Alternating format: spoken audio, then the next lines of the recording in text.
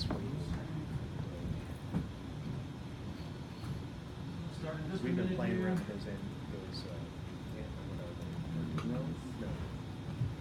those little, the students put together their own computers, and then it has Python on it. They learn how to code and do all this stuff. But it costs like we're calculated here.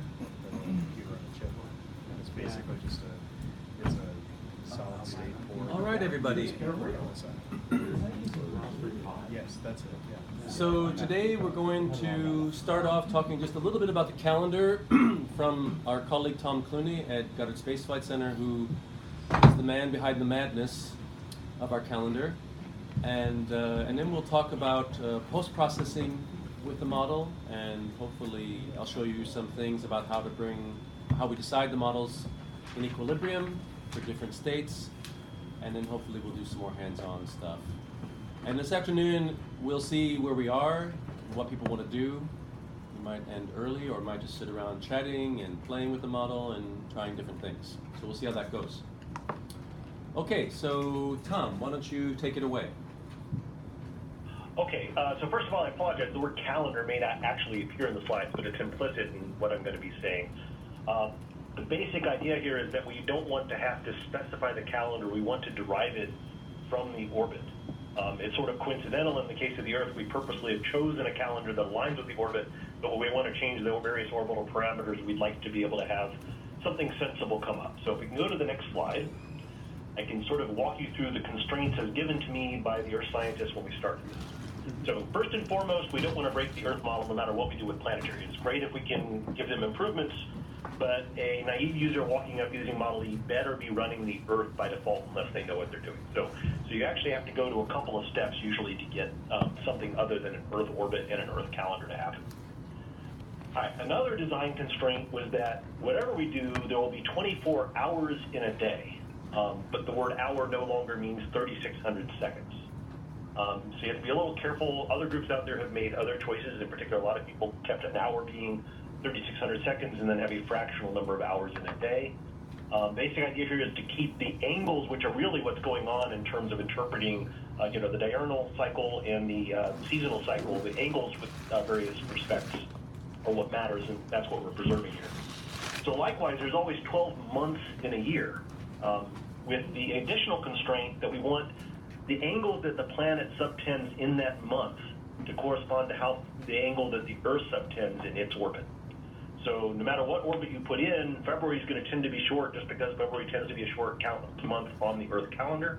But orbits that are near the perihelion, at least when they've got a reasonably similar longitude of periapsis, will also tend to be shorter months, and orbits that are further at the other end of the ellipse will tend to have longer months. Okay, let's see. So that's the basics, and then this becomes a terrible set of assumptions when you go to slowly rotating planets. So you can very easily have situations in which there's less than 1 day per month. So what does the calendar look like in that case?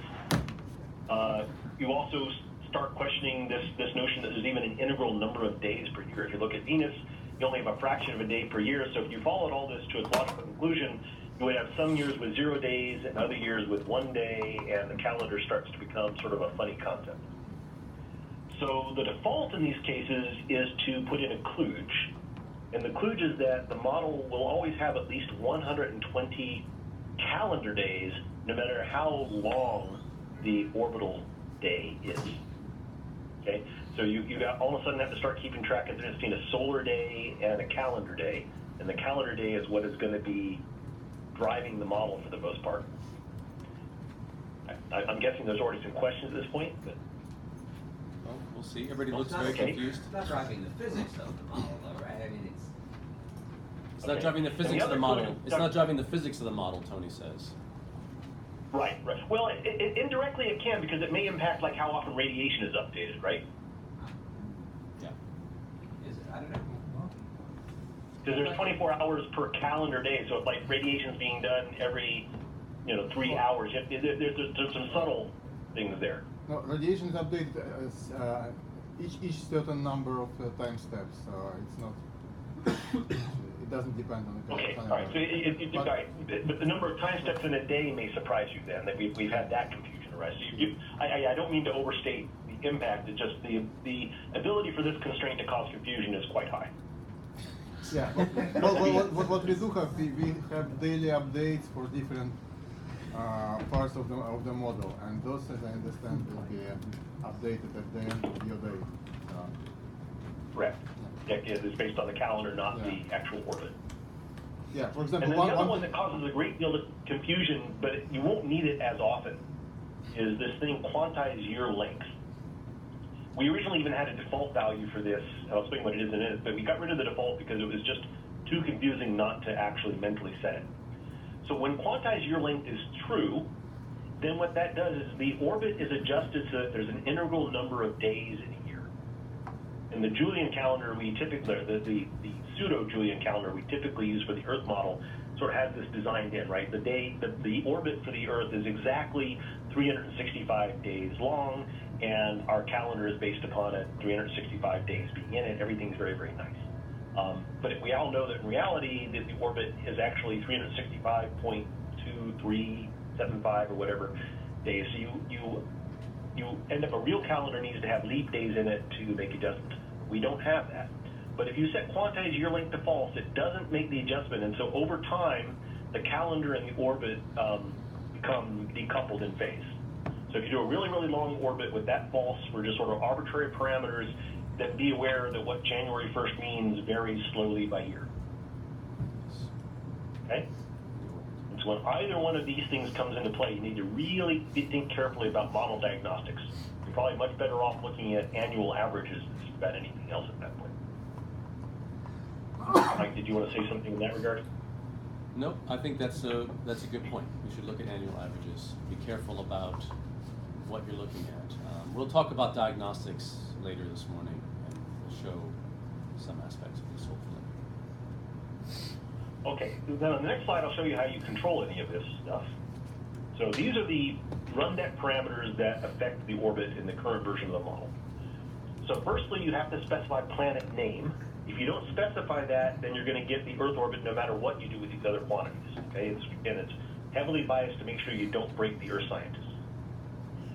If you set it to something other than Earth, then most of the rest of the parameters still have default values of Earth, but at least now you can override them when you want to. So the obliquity is in degrees, and its default is that for modern Earth, and I'd have to go look to see which year. I can't remember if it's 2000 or something. It was designed to match what the current Earth model does, and I don't remember exactly what that was off the top of my head. Similarly for eccentricity, then there's the longitude at periapsis, which is, again, the default for modern Earth, and that's also in degrees. And then the next two are the orbital periods. So there's the sidereal orbital period, how long it takes the planet to go around the primary. And the second one is how long it takes to rotate, and this is the sidereal, so it's not, so even for the Earth, I got it down there wrong, I apologize. I wrote down the solar day. That should be the sidereal day, which is different by a factor of 365 over 366, right? Everybody probably already knows that in this table. And for the planet, it's this value that gets adjusted. So if you give it an arbitrary orbital period and an arbitrary rotation period, it adjusts the rotation period in order to get that quantization of the number of solar days per year. And the reason it adjusts that one is because the orbital period is probably the best known quantity we have for these. We don't know the rotation period for anything other than objects within our own solar system. So I sort of arbitrarily decided that was the one to be adjusted. There are some good reasons that maybe the other one should be adjusted in other cases, so we may have to put a switch at some point about which one of those gets played with. And then we already discussed quantized year length. Two more that you probably won't need to use. There's mean distance, which lets you change your distance from the primary. But the usual way that Earth scientists do this is they play with another parameter, which is the insolation. The S0x or SOX, something like that. Or planet underscore S0 in the planet branch. Yeah. So you can do that to change the amount of light getting by the planet. The planet otherwise doesn't really care about these things. It pays attention to the period, not the distance. The distance only affects the amount of radiation getting there. But if you do want to do like a parameterized study and really look at it as terms of variable distance from the primary, this one might be more convenient. Just remember that the insolation depends upon the square of the distance, whereas the other parameter is linear. So Tom, okay? if I can ask a quick Yes. question. This is John. So if you change mean distance, that automatically changes S0 or planet S0? No, they sort of independently multiply together, is my understanding. So if you keep S0 as 1 and you change this to 2, you're going to reduce the radiation the planet received by 4. Oh, okay. So you couldn't change mean distance by 2 and S0 by 4, and in theory you should get exactly the same amount. Right. No, actually, planet S0, as I understand, is absolute value. So most likely it overrides the mean distance. Yeah, remember, Tom, in the planet branch we don't use Oh. S0x. That's only in the Earth Yeah. side. So we use this planet underscore S0 that David came up This with. is all done in the radiation driver, though, so I'm pretty sure that it then still gets multiplied by a factor I've stuck in there. Anyway, I think it's better to not use mean distance. We just Oh. use planet underscore S0. Well, at least it's better not to use both. Yes. That's one Yes, or yeah, another. definitely. So use one or the other. And then the other one, hour angle offset, this was something that Mike Way had me put in because if you're really taking Earth-like topography, you might want to see what happens if your Greenwich is in a slightly different place. This matters for slowly rotating planets or even for tidally locked planets, where you might want your substellar point to be over an ocean versus over land. So this gives you a way to sort of just adjust what you mean by your topography without having to adjust all of your input files. Yes. And that's what I've managed to get prepared in my hastily thrown together slides this morning, but I'm pretty good at winging things. I can show you, I don't know if you guys can do a screen share, I could show you bring up a screenshot of what the calendar output looks like if you want to do a sanity check of whether or not you got a sensible set of things out. Maybe Mike can do it on his end. Maybe I can do the it. PRT Yeah. file. Let me Yeah. try. Hold on. See if I can. Find. Actually, I'll just go to.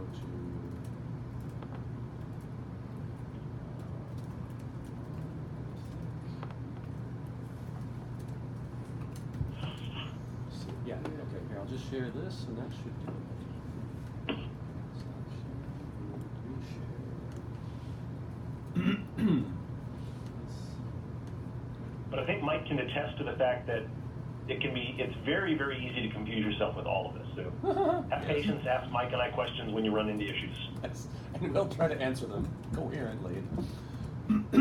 Yeah, this is the output in the PRT file we have discussed. This is runid.prt, and this, for all of you, is the P1SOM40 run deck that you guys should have all done. So this is the first thing that shows up in that PRT file after you've created your partial file. We've discussed that first time step output. And yeah, you see the eccentricity. This actually, You're missing a few lines compared to what I have. You don't have the mean solar day diagnostic. Is that gone? I don't know. I don't know why we're missing those. Or maybe because this is an Earth orbit. That's why. Oh yeah, sorry. Not looking This at is really the a default planetary Earth. Yeah. So we're not using your stuff. That's right. I could show. Do you have one that's different, Tom, that you want to show?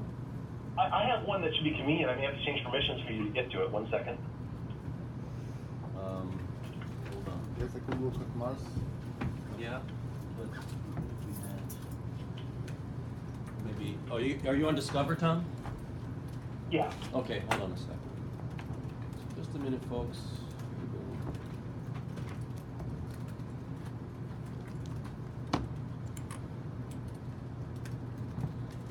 I can even Skype it to you if you want. No, it's cool. No Skype.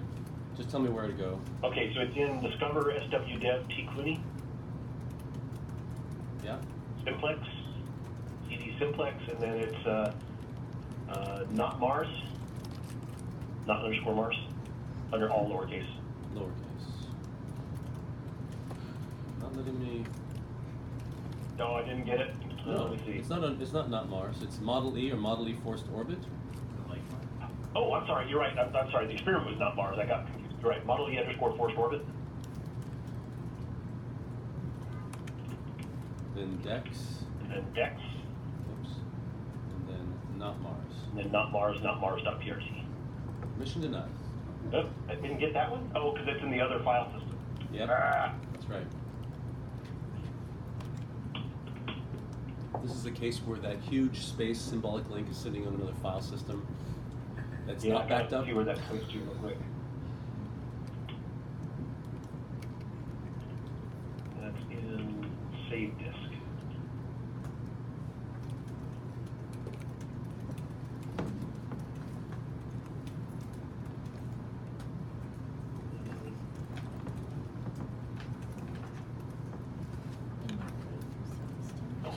What's that? In the waiver service, I'm sure it chooses that. Okay, so you can get there now. Oh, that's pretty cool. Yep. Yeah. Okay, and then not Mars.prt. Here we go. Now that's fancy. Forget the forced orbit stuff. That's another weird thing that I'm working on for Mike at the moment. It's unrelated to what I covered. So the first thing you should see is the planet name up there, Mars, and then 3 sort of sanity checks on the length of the solar day, the sidereal rotation, and the sidereal orbital period, given to you both in seconds and Earth days, so that you can sort of grok it however is comfortable for you. And then a variety of other slowly varying solar parameters, mean distance. I don't even remember with the precession diagnostic. Somebody else maybe added that, or I don't remember that. You must have done it. I didn't. So Oh, here's I solar must have, days but per I didn't year. put it out. Yep. So is it odd that the mean distance and the sidereal orbit are not coupled? Is that something we should just ignore? You should ignore it. This is the mean distance where he hasn't used it. He's changed the solar insolation instead. Oh, right. The actual input parameter you give is the period. The distance is just, I say AU, the distance is relative to whatever your nominal orbit for that is, and it's just there so you can adjust the radiation. If you, when I did this, I'm not real familiar with the physics of the model. I didn't know about the S0 parameter. In hindsight, it's obvious that it existed. So I was just looking at this point of view, if somebody wanted to do a sweep with the planet, what things they might want to vary to see how that affected things. So yeah, that's why I said you probably don't want to use mean distance. Well, it's really convenient for a solar system. Like if you know the distance where Mars is, you just set it and you get the right radiation. Okay, so just use one or the other. Right. Yeah.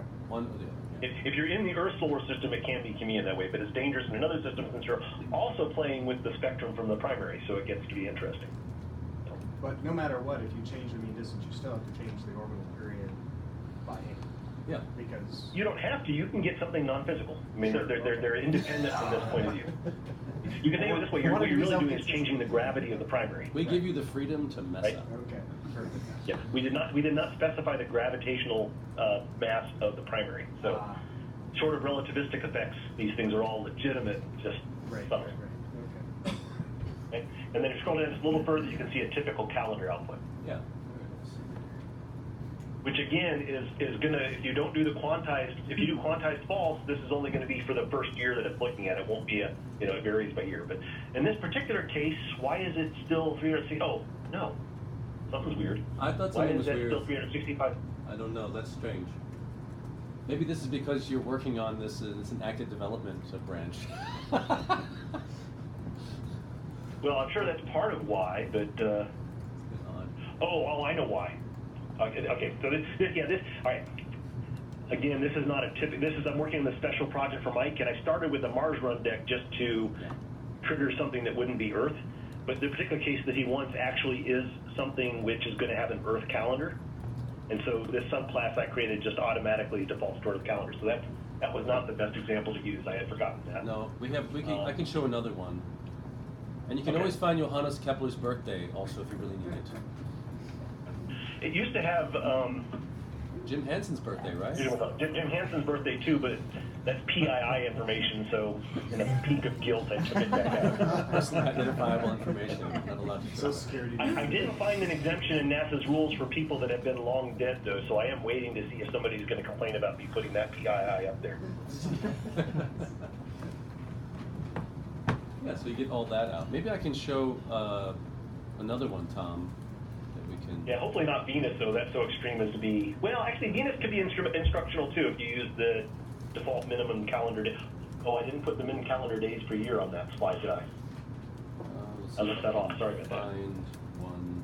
Let me think of Well, while he's bringing that up, one other parameter I did not include in my slide, it must have been in a slightly different place. There's min calendar days per year. it. Yeah.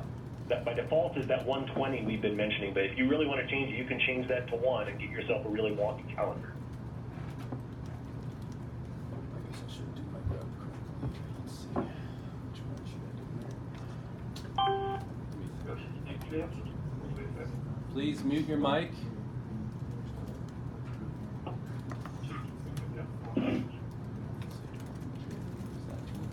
Of course, I've removed all this.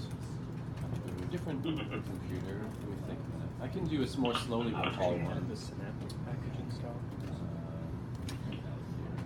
I think I had that under a different version of Ubuntu, but I have a feeling that Synaptic has been phased out. Let me just Okay. Sarah says she's fine with all this package. Here's another one that we can look at. This is a slowly rotating world with a 128 long, 28-day, Earth Day long sidereal day. And you can see that it's, in terms of solar days, it's almost 200, 196. removes The sidereal rotation period is around 128, it's close. Orbital So just period, responding to we keep the sound same, log. 365 days. So Number of basically, what if the Earth rotated slowly but in its current orbit? Yes. Solar days per year it gives you also, not a lot. And now we're using, in this case, the default 120-day calendar, so it forces the model to use 120 days per year in the calendar. This is really anti-intuitive, but you can see now how many days, calendar days are forced per month, in essence, in this case. If you use the min calendar days per year, you can force it to have different kinds of behavior. Go ahead, Tom, sorry. I did say Costas. Oh, Costa.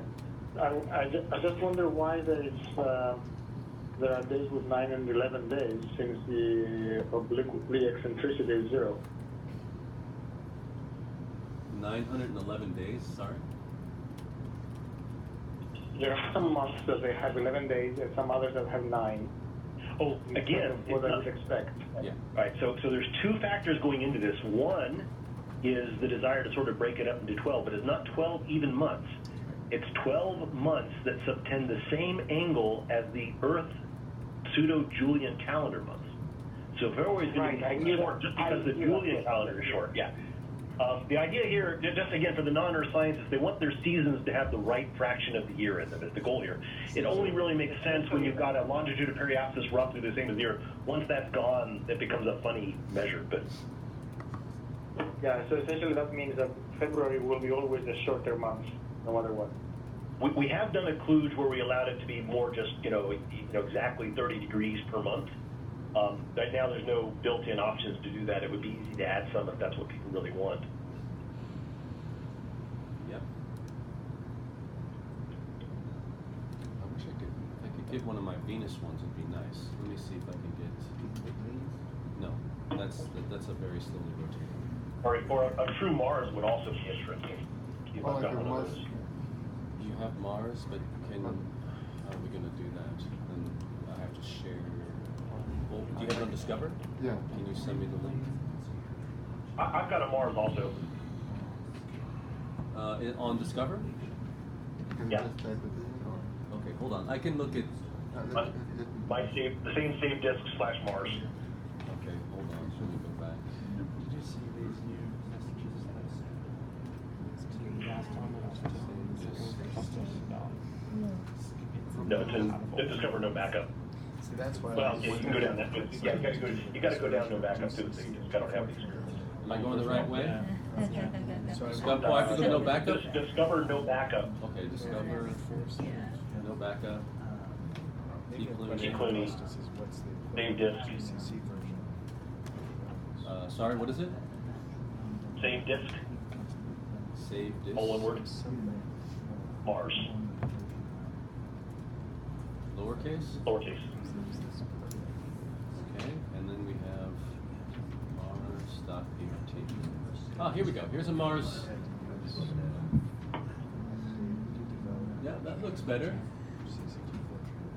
Solar day is very similar to Earth. Yeah, there's a little jump there because usually when I'm doing stuff, it's debugging things. So you're seeing some debugging. Yeah. Output You have there, some, too. Actually, you have some extra output, but not much. Mike? Yeah. Just a note about the number of days here. When eventually when we get to the output, if you you're trying to construct an annual average, or say you have Okay, 12 let me files try that, generated see if I in can December find- of some Yeah, variable. should come up here because no one's going to hear you saying that.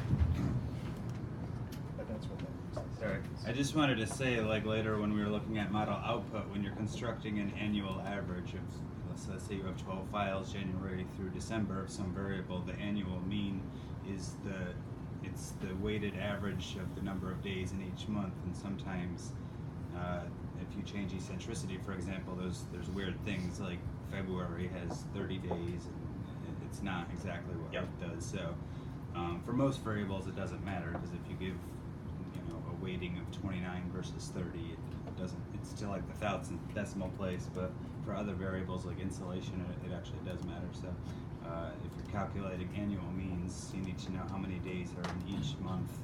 You have to look that up because it might not be what you expect, and then you can reproduce the actual annual mean Yeah. diagnostics. Thanks, Yep, Chris. yeah, and thank you. Yeah, each time those kind of issues comes up, it's usually a day of my life trying to backtrack what maybe went wrong, when sometimes it is just a matter of getting that sum done the right way. The good news is that even the Earth has that issue, since we have such a wonky calendar ourselves. Yeah. But, okay, so Mike, if you scroll down, you can show them what a Mars calendar looks like. This is probably more typical. That looks better, yes. Yeah.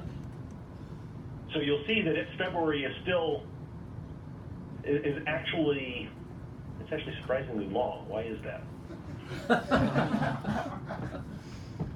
Shortest month is September. Does that have How to old do is this? with This back when this may have been so long ago that I have different calendar for Mars. You can see that Well, we it was discussed this relatively recent. beforehand, which we didn't have time for. These change when you change eccentricity.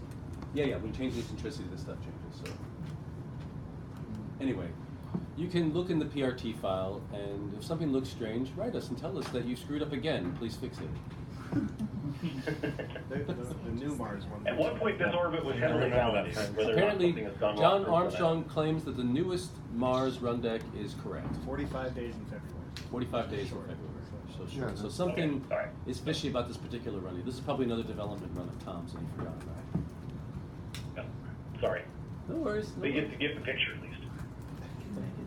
Just again shows you how complicated this model is. Yeah, some.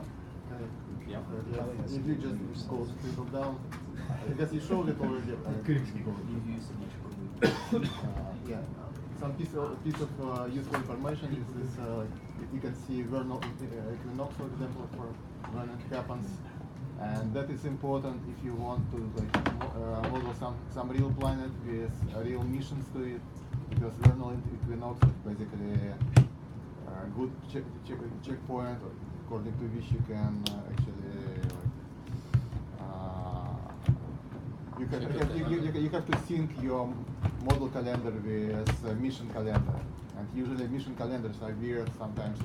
Usually they start like from the day of the landing. The first day is the day of the landing, and you have to know basically where it's in your model calendar. So you can find. Right. Yeah, so you can find where was vernal equinox on that mission and adjust your calendar with respect to, like sync your calendar when you draw pictures. Other thing, unfortunately, it's not, there is no output for that, but it's very convenient that the model, the calendar actually can use solar longitude, and that's what is used usually for Mars. Whenever you look at the mission output, so you can, there is a function inside the calendar to get this value. So when you do, you have to do a little work. So you have to put like print statement somewhere. But when you print certain quantity, you can print it together with solar latitude, and that is convenient for comparison to missions. He means a print statement in the Fortran code, Yeah. not. And thank you for reminding that, Igor. That was indeed, it was to support what you talked about, having a different definition of the calendar January that I was working on for you with this. But that's why it's got such a screwed up, vernal equinox being on January 1st. Well, actually, for me, I guess it would be even more convenient to have because. Sure. No, that's what I'm saying. This was a run that I was doing to demonstrate how you would set that up for you. That's what's left over. Okay. Yeah. No, I see. Yeah. And that's why February looks really funny, because February is really what's usually meant by May or something. Yeah. Anyway, it's always a good idea when you've set these strange parameters to go into the PRT and make sure the calendar is doing what you think it should be doing, because the diagnostics that come out here should tell you what's going on. It's very important to double check that anytime you change these parameters. Okay? You can see there's some other nice things, like it tells you what your GHG file we talked about yesterday has in it. So in this case, he's only using 285 ppm CO2, for example. So another way to check that what we've done is actually correct, et cetera, et cetera. Okay, Tom, I think we're good. Any other questions for Okay, Tom? great, Wait, Eric has a question. Yours is probably going to be quite an annoying question, but I've run into problems in the NCAR model. If you're trying to model, it's a particular case of an eccentric slow rotator on a, for instance, Proxima B on 3-2 resonance, that in the NCAR model, the eccentricity is decoupled from the substellar point calculation, but I was brought to my attention that in these cases, if you have a slow rotating but eccentric planet, that substellar point will have a wobble across the planet due to the change in the speed of the planet in its orbit because it's eccentric. I was wondering if that effect is included in ROCKE-3D. It is not in what I've done so far with CAM. So I was wondering if it is. Yeah, it was not so long ago that we had a brutal few weeks trying to track down exactly that 3-2 resonance problem.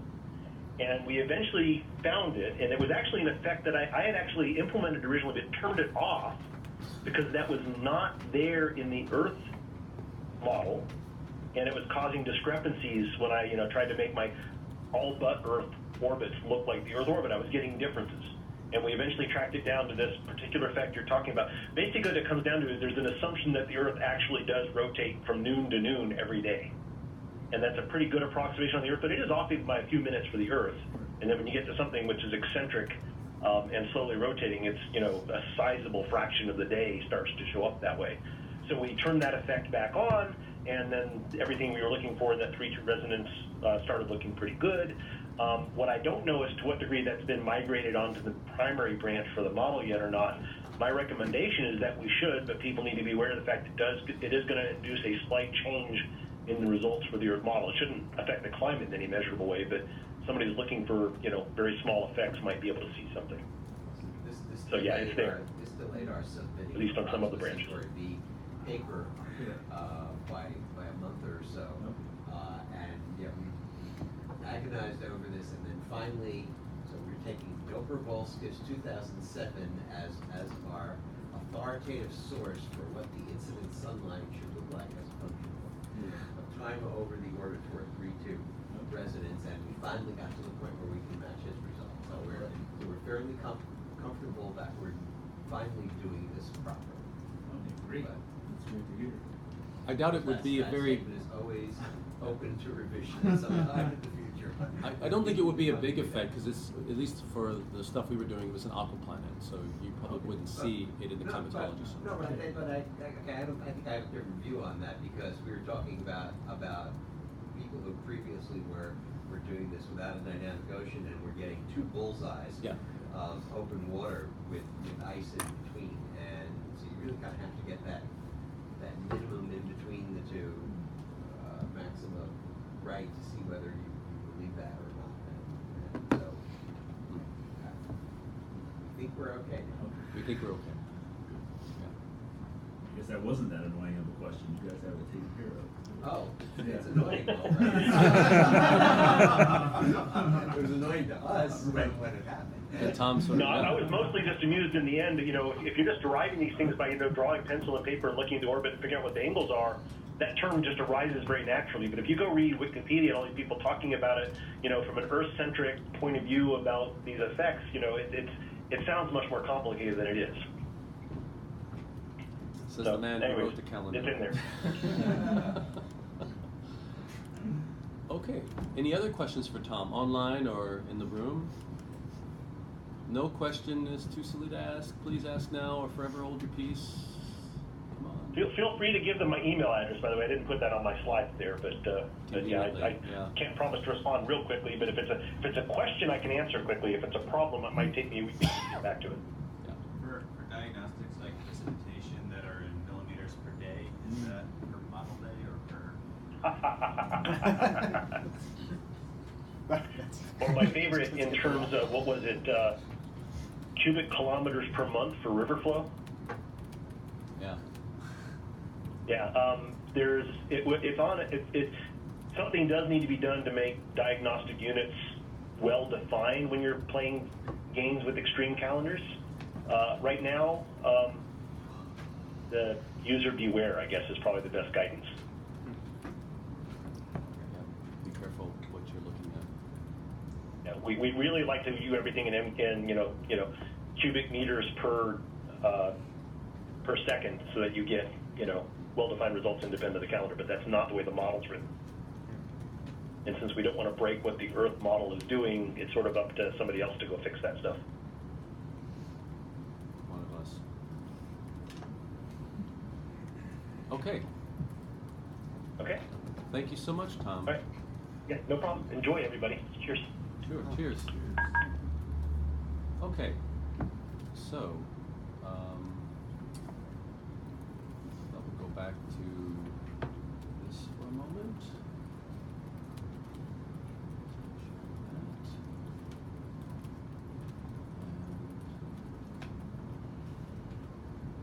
Okay, I think everybody can see that.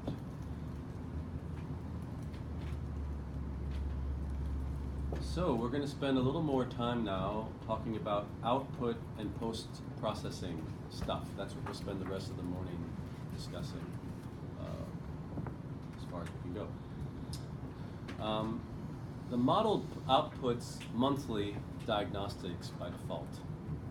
And the name for that is usually MON, meaning JAN, FEB, MAR, etc.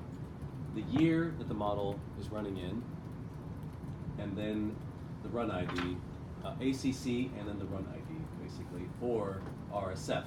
RSF being those checkpoint restart files, which we told you about, which are saved every KRSF months, meaning if you set KRSF to 10, it'll output that checkpoint restart file every 10 months.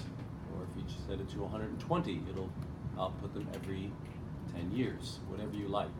But the default, I think, is set to 120, if I remember correctly, right?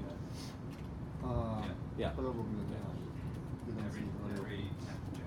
And as usual, we like to reiterate things here. Remember, those 4.1.nc and 4.2.nc are these restart files that are output continually, basically overwritten, but so that hopefully if the model dies, you can restart with one of those in the short term, assuming they have not been corrupted, which, as I said, has happened to me in the past. So it's really good to keep that KRSF also going, just in case something catastrophic happens and you can restart from a previous 10-year period or 5 years or whatever you set it to. As we've just showed now, there are, again, these runid.prt files, which has tremendous amounts of diagnostics in it. We haven't really looked at that in any detail other than what we showed you for the calendar. And then there are these ACC files, which again is what this first line is all about, that are generated every month. And we're going to show you how to pull the diagnostic files from those ACC monthly files that are generated by the model every month. And some of the other tools, some like we have called sum files, which you use to sum the ACC files. Say you want to do an annual average, so you just sum 12 months of diagnostic output and you get the annual average, and then you use, as I show here, the scale ACC command to generate the diagnostics that you're interested in looking at. Diff report, I've never used that. Does someone want to tell me why it's there in the slide? Binary reproducibility. What's that? Binary reproducibility. I can say a word here for this one. Okay. So the diff report compares NetCDF files by checking all the useful data in those files and ignoring the metadata part. And the reason why it exists is that every time we run, if you run two simulations which are exactly identical, and you want to see that indeed the output you get is exactly identical, the naive way to do it is you do a diff between the two output files. But those files will differ because they have different timestamps in them, so they are not binary identical. So diff report goes in the data alone, and then it will check whether everything is exactly identical or not in terms of data only and not metadata. And this is useful when doing development mostly. So chances are that you are not going to be needing it, but it is a very useful tool that compares NetCDF files for a variety of reasons, and it can be useful in general. So yeah, essentially it just checks NetCDF files in terms of data. Okay, thank you, Kostas. Yeah, convenient thing about it that it actually shows you for each data entry point, basically for each array inside the file, what are the differences, relative difference and absolute difference, maximum difference. So if only a few files, only a few arrays different to NetCDF files, you will see which arrays are different, and sometimes it's convenient when you're trying to debug things. Can you address a question in the window? Yeah, Sergey. Yeah, okay.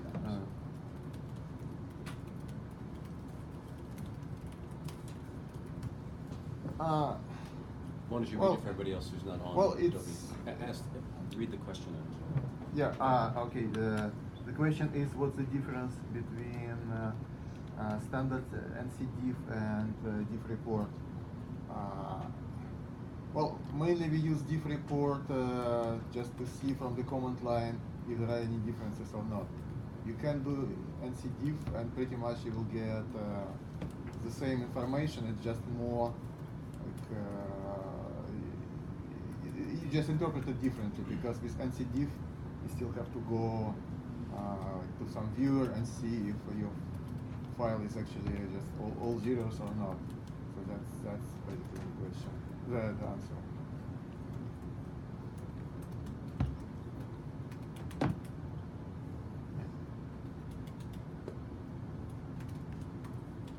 Okay. To look at the diagnostic output files, you have two choices. Well, you have more than two choices, but I would say the two choices used within this building are Panoply and NCView. Panoply has actually been developed in-house, which is actually a huge boon to us, because frequently we think of other things we would like it to do, and the developer, Robert Schmunk, is down on the 3rd floor, and you can march down to Robert's office and ask him, could you please add this? And he does it. So it's well, everything I've ever asked him to do, he's done, I should say. So he's been great. Not been my experience. Not your experience. It's been my experience. Maybe I'm more persistent. I asked them to put in bigger fonts. Bigger fonts, okay. Right on, Tony, yes. I actually asked them to put in smaller fonts. That's an option. Anyway, yeah, so there's some advantages of Panoply. So if you don't want to write your own Python stuff to pull out NetCDF diagnostics to look at, you can use Panoply. And Panoply does generate publication quality PostScript or TIFF or JPEG stuff. So it's really good in that sense. You can make quite a lot of use of it. We use it for all of our I would say for most of the publications we use Panoply for looking at GCM output. NCView, I don't use that really, but I guess it's Igor uses it, or who No, uses this? I'm using my own. Okay, Igor uses his own cooked up stuff. But maybe to Kostas, are you using NCView? So yes, NCView is probably the best choice you can get if you want to visualize things over a remote slow connection. Yeah. Panoply will not work.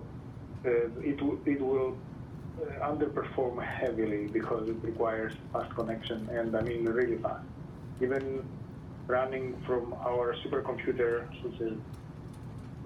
for which we have a very fast connection. It's virtually impossible to use. So NCView works really, really well. I use it even when I travel in a different continent, and it works fine. Its graphics are close to pathetic. They will not create anything even remotely close to publication quality. But to visualize your results and make some, it can even make you movies of stuff. It's really, really good. Yeah, Panoply can also do that. Costas just said the window is on a different thread that's going through the window. Costas just said that SubDD does not work with the new calendar. It can work. I have a hack to make it work, but I'm working with Max to put it in the model to make it proper. So it will come. It's just I'm bandwidth limited right now. Yeah. We'll get it done. No, okay. We'll get it done. But there's a question that Scott had. I know. We're on it. It's one of it's top priority. There's several things, bug fixes to be put in, and that's one of them. Very short term to have that working. Okay. Yeah, and the viewer I wrote actually also very fast, but I don't know if anybody wants to use it. It's on Discover, so for people who work on Discover, they can use it. For a while, it was available for download, but it's a little complicated to compile it. So, but if you're interested, just email me. If you want a third viewer to play with. Well, it's basically a viewer made specifically for our model. One of the advantages, but probably not very big now, that it actually also was understanding older non-NetCDF output from the model. But right now, I think everything is NetCDF, so Exactly. it's less important. Okay, I thought we'd just very quickly talk about the post-processing diagnostics that are available. I'm not going to go into detail here because it will take forever. This model generates tremendous amounts of diagnostics output. First of all, yesterday we gave you a link, and I put it again in this on this page, which you now all have access to the presentation. You can get a lot of detail about what the model can generate. But these are what we would call some of the more commonly used diagnostics, at least by us. These are some of the atmospheric and dynamic ocean diagnostics, and you can see what those are. We have never had in-house a proper documentation of these diagnostics in any detail, and the planetary group, the ROCKE-3D group, has recently, I would say 100% has been Tony's efforts to try to document them a little bit better. So these Google Doc links we put in here will eventually be filled out, hopefully, with the most commonly used ones, with some descriptions that make some sense to non-GCM people, because often the descriptions are very terse, laden with jargon, which are difficult to understand.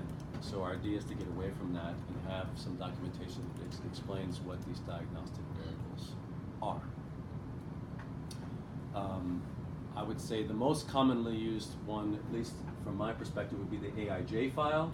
Let's say you want surface temperature diagnostics, it's in there. That's the first place you go to get surface temperature diagnostics. It has sea surface temperatures, it has surface temperature, and it has some other very useful diagnostics. And you can see the rest there. And again, at the bottom there is these dynamic ocean diagnostics. This is just a few of them. Here are some others that we have, which are not documented really in any detail anywhere.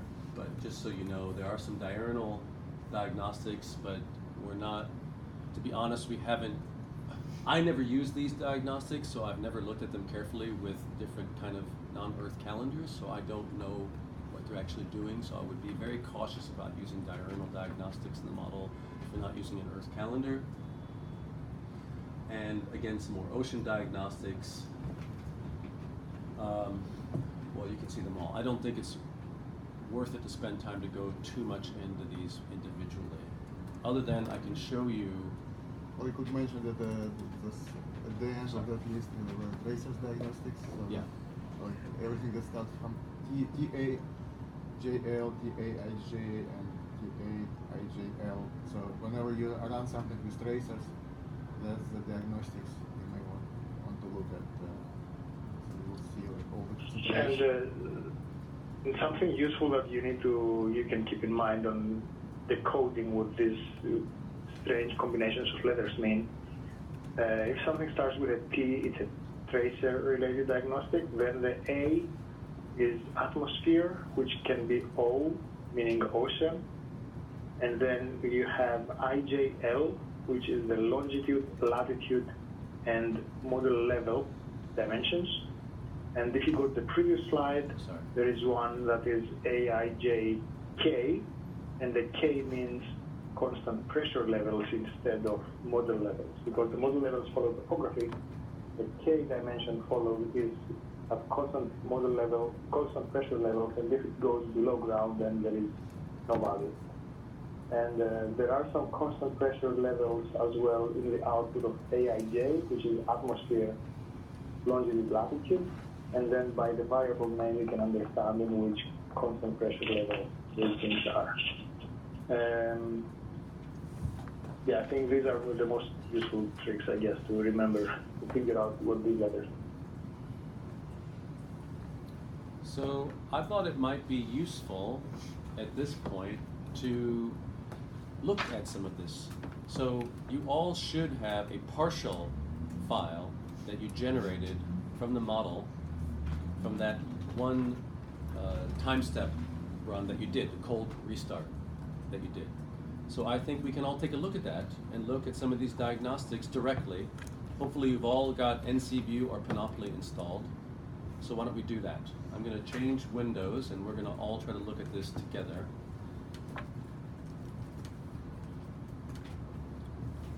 Should the copy of the file Here. do you have the Log out of the partial computer. Go into. I can send No, but I do have some NC files. Okay. That I can look at. So if you are looking, you should see in your home directory this partial.acc.p1som40, whatever you called it, the file you generated from that template. Now, we did say that the model generates monthly diagnostics. So if you did run the model a little bit longer, you might have a JAN0001.acc, etc. .nc file. But we can look at the partial. It has most of the stuff in there that we want to play with. So if you, on a Mac, at least I can say, and you've installed Panoply, all you have to do is type open. Well, first of all, we have to generate one of the diagnostic files. So I already generated it, but I can do it again. I type partial, ACC, and then I'm going to look at the AIJ diagnostic I showed you in that previous slide. If I hit that, it says processing AIJ, and now I have a partial AIJ file available to look at. If I type open, then I will get a Panoply window. In this case, Panoply knows that .nc files are .cdf files, and it will open Panoply to take a look at that. So why doesn't everybody give that a try? And then I will try. On Linux machine, you have to start Panoply first and then open it. Yes. If you're on a Linux machine, start Panoply first, exactly. And then open it. But make sure your Scale ACC is working. You should have had that installed as part of the post-processing diagnostics in the directions we gave you. I can't see really what people are doing. That's why we should see some of the tracer diagnostics. Like thousands or something? It's a lot. Wow. So I tried doing the make diags. I see 415 here. So I'm going to open this and try to share It's my messed desktop up with because you. it's I think is what like- I'm going to do. because it's saying because it probably thinks it's a Linux machine, but it's actually Windows architecture. Oh, really? I've never run into that before. Okay. So I'm a man. I don't know if I could test it. But I did try doing the apt-get GCC. Okay, so And then doing G Fortran after that. This is one of the post-processing files. Can everybody see that, or most of you see it? Or if you can't see it, ask your neighbor if you can peek over their shoulder to look at it.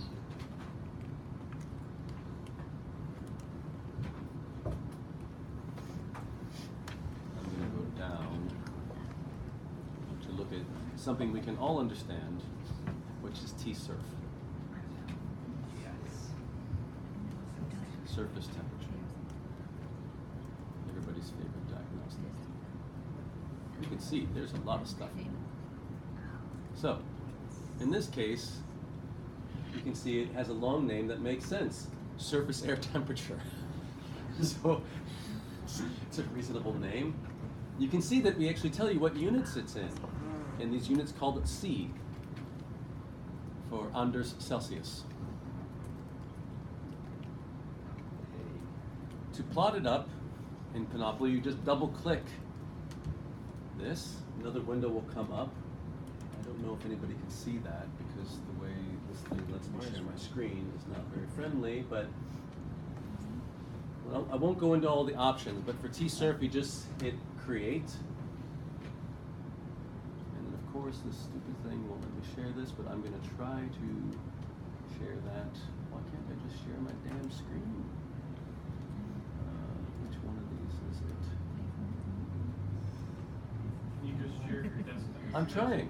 No. Oh, there it is. I'm on the wrong one. Here it is. I apologize. Thank you, son. Here we go. Wow.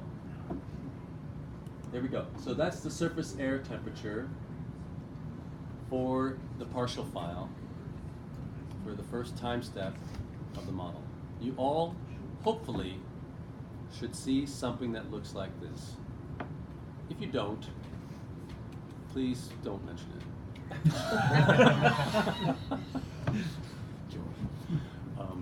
We'll work out what the problem is.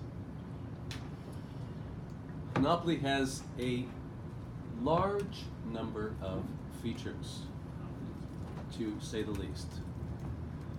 If you look at the Scale tab, you can change the display ranges very easily. There's something called Fit to Data, which is what the default is, but I can change this to say -100 to 100, for example. And then it readjusts everything immediately. I can change my Unix, I can change tick formats, I can change what the caption looks like. I can also change the projection. We have a large number of projections available. If you want to change those, you can go down there. Let's say, I think probably some of you might have heard of a mole-wide projection. Here's a mole-wide projection. Actually, I should show you the bottom of the slide too. For some reason, my screen is so small. You can change the grid sizes. So for example, if I want to show what the actual grid size for this model is,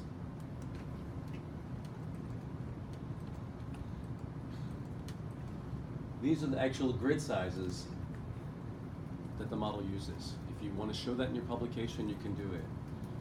If you want to change the overlay, that means right now you're looking at continental overlays, you can turn them off if you don't want any overlays. Just showing you a few basic features, and we have a few other things.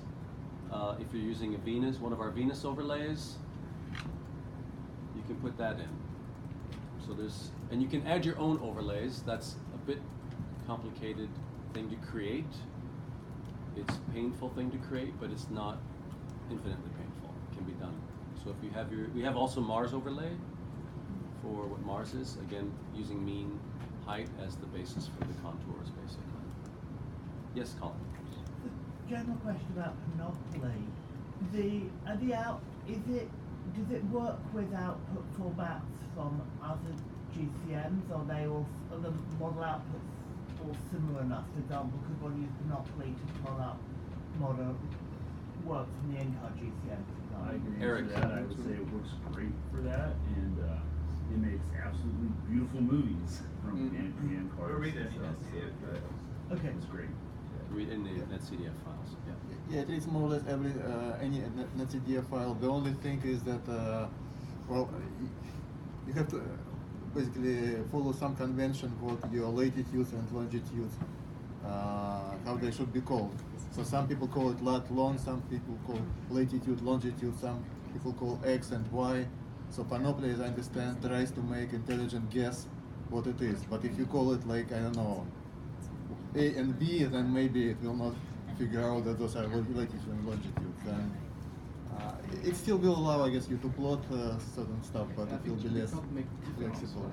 Different plot, like between two NetStudio files. We can't plot the difference between them, right? Yeah. You can. Okay. You have Got to 'em. take in, once you load in two files, you have the option to combine plots, and you can do differences or averages or vector. Yeah, there's ways to load in more than one file, and you can calculate differences or additions between quantities. All kinds of fun is possible with Panoply. So that's kind of advanced features that we won't go in today.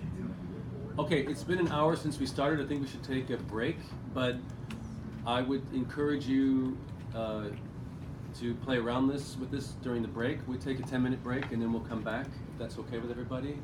So play around Panoply. There's a lot of features, as I said. There's a lot of those diagnostics you can play with. Whatever you want to do. So we'll take a break now, and we'll come back in 10 minutes, like I say. So 10 after the hour. So there's this really cool thing combining plots. So this is the direction. This is this direction for the wind speed and that direction. Although One instantaneous time per day. but you can load up wind speeds and create vector plots. Oh wow, that's exactly what I'm doing. So let me open up. Because yeah, I use it all the time, but I didn't know. No, I You don't have NCView installed. No, I do. I have Panoply, and I was Oh, you got it able to working. do that. Oh, what happens? Just I think what I couldn't do is scale ACC. That's what I'm trying to Oh, you can't get scale ACC working. Yeah, that's, Yeah, this is yeah, you have to have those diagnostic tools installed. That's in the installation page. Yeah, and I Yeah, did the other way I've like been moving trying is to to know make a why stack it's of not PDFs working and then out. When Igor comes back, ask him, because he will know. Good. Thank you. So the expert in radiation Is Eric. Okay. You can talk to Eric. That's no problem. So this is pressure. Apparently you have questions. Absolutely. He's the guy. How you doing, Jacob? I'm good, yeah. Okay. Well, you're a CDF here. You're a pro, so for you this is easy. The analysis is not the hard part for me. It's the running the model. I know. But if you never run a model, then you see this. It's just like, Yeah. Well, I mean, because it's nice. I can't get it to run remotely, but I did get it actually. it is difficult to run one because it's just bandwidth heavy. It's run in Java, so it's just heavy protocol. But I did And get it to run locally. So Yeah. it's quite a nice program. Yeah. Oh yeah. I mean, like Kosta was saying, even here, we run on the supercomputers down there. We have a 100 megabit connection direct to the supercomputers, and we cannot use it. It's just not enough. Do you mean you can't? You display remote. Right. If you mount the supercomputer disks on your laptop. You can ask Igor about it. He has done that using SSHFS. That is, it's possible. That's another way to do it. And then it lets me pick which one I I mean, want. I don't know, another client. But if it's in your local network, it's nice. Well, you know, in the local network, you just do another message. Yeah, exactly. That's what That's what we do. I mean, actually, I'm kind of unique in that I move basically all the model stuff up here. And then I have a huge file server. And then I basically generate the diagnostics, and then I put them on a file. And I then can access actually, we have one in NASA, but it's really difficult to use. So I just paid recently. I mean, what I really want to do would be a So I never have to worry about Actually, in fact, I often generate diagnostics that Goddard SSH into my Google Drive on my desktop here, and then I get access to everything. That's one way to really, and it's really nice and easy to share those directories with Tony or people like that. If something comes up and we need to discuss it, it's really easy. And he gets it and he can use Monopoly from home to look at stuff immediately.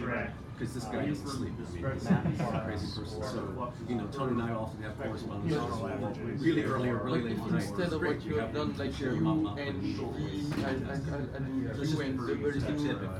You know, the files can be quite large. Oh, here you are. Will that work? Are you sure? Perfect. So at that resolution, you should be. Oh, so this doesn't have W in it because you it's have in U the and model V as a somewhere. function of height. So Oh, the okay. W is Okay. At minor wavelengths. Yeah, I know. I was going to catch up on yesterday's thing. But I wonder.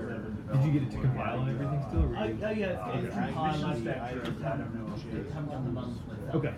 The IJ plot has Still trying to get it to work on Nikki's cluster. Closer. That's what I'm about. I was like, getting it fired up on the cluster, right? I know there's a way to get vertical. I mean, every machine is a different beast. You know, you get it working on one, and then it's a big pain, dude. Especially these big shared clusters, and it's one I use will have like 12 different versions of each library. You can't just enable that It's like, CDF. which one do I use? Right, yeah, I know. Module load, what? And if it's, you know, 3.1.1.2 Yeah, exactly. versus 0.3, like And I have to talk to the admin. Can you just give me GCC7? Yeah. Well, They don't like GCC7. Nobody likes it. I know. I'll call it fault. It's not like I'm just gonna type that in and keep it right. He left, so I'm trying to get it working with iPhone 14. I think should work. It's a really good model.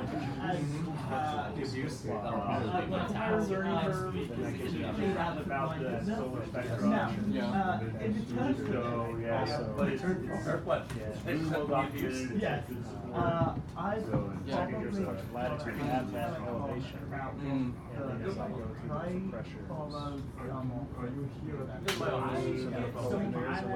Or there's a, I'll probably that one last time. Yeah, basically. But I'm sure there's some way. Just tell me like Because yeah, like this we have a chunk at every longitude.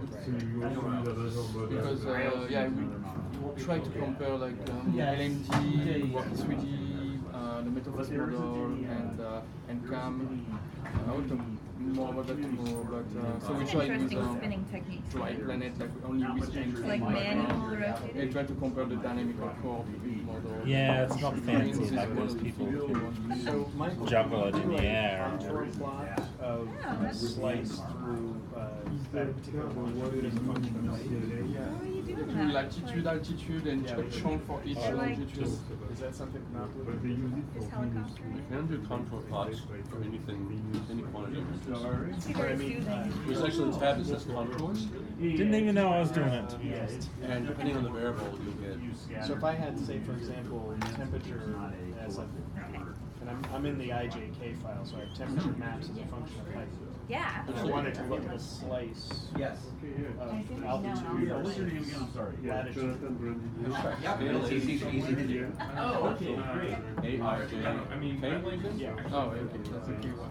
Market down the street. You can do lat line, you can do altitude, latitude, you can do altitude, longitude. That might be where we got. The altitude, a contour plot of altitude. Oh, contour plot, yes. Okay. So you want, you want a temperature? I want. Well, it was for the wind. I want altitude, latitude. Okay. So look here, Tom. Look at. Oh, We'll go back there again. First thing you see, 40 levels. Yeah. So you can step through those. Yeah,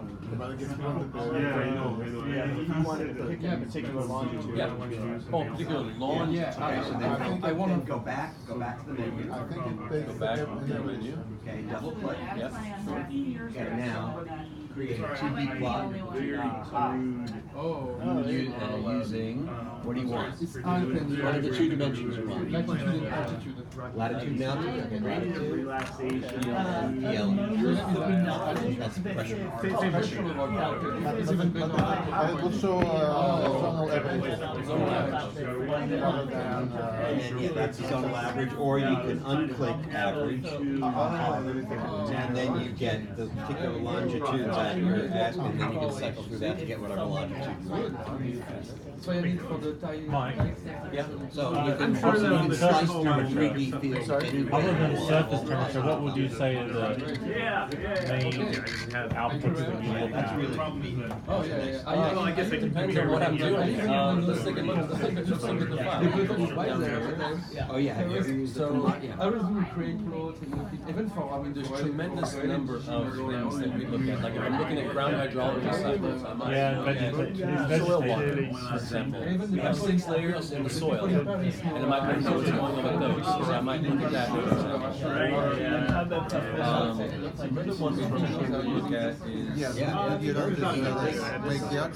Are there temperatures for different layers in the atmosphere?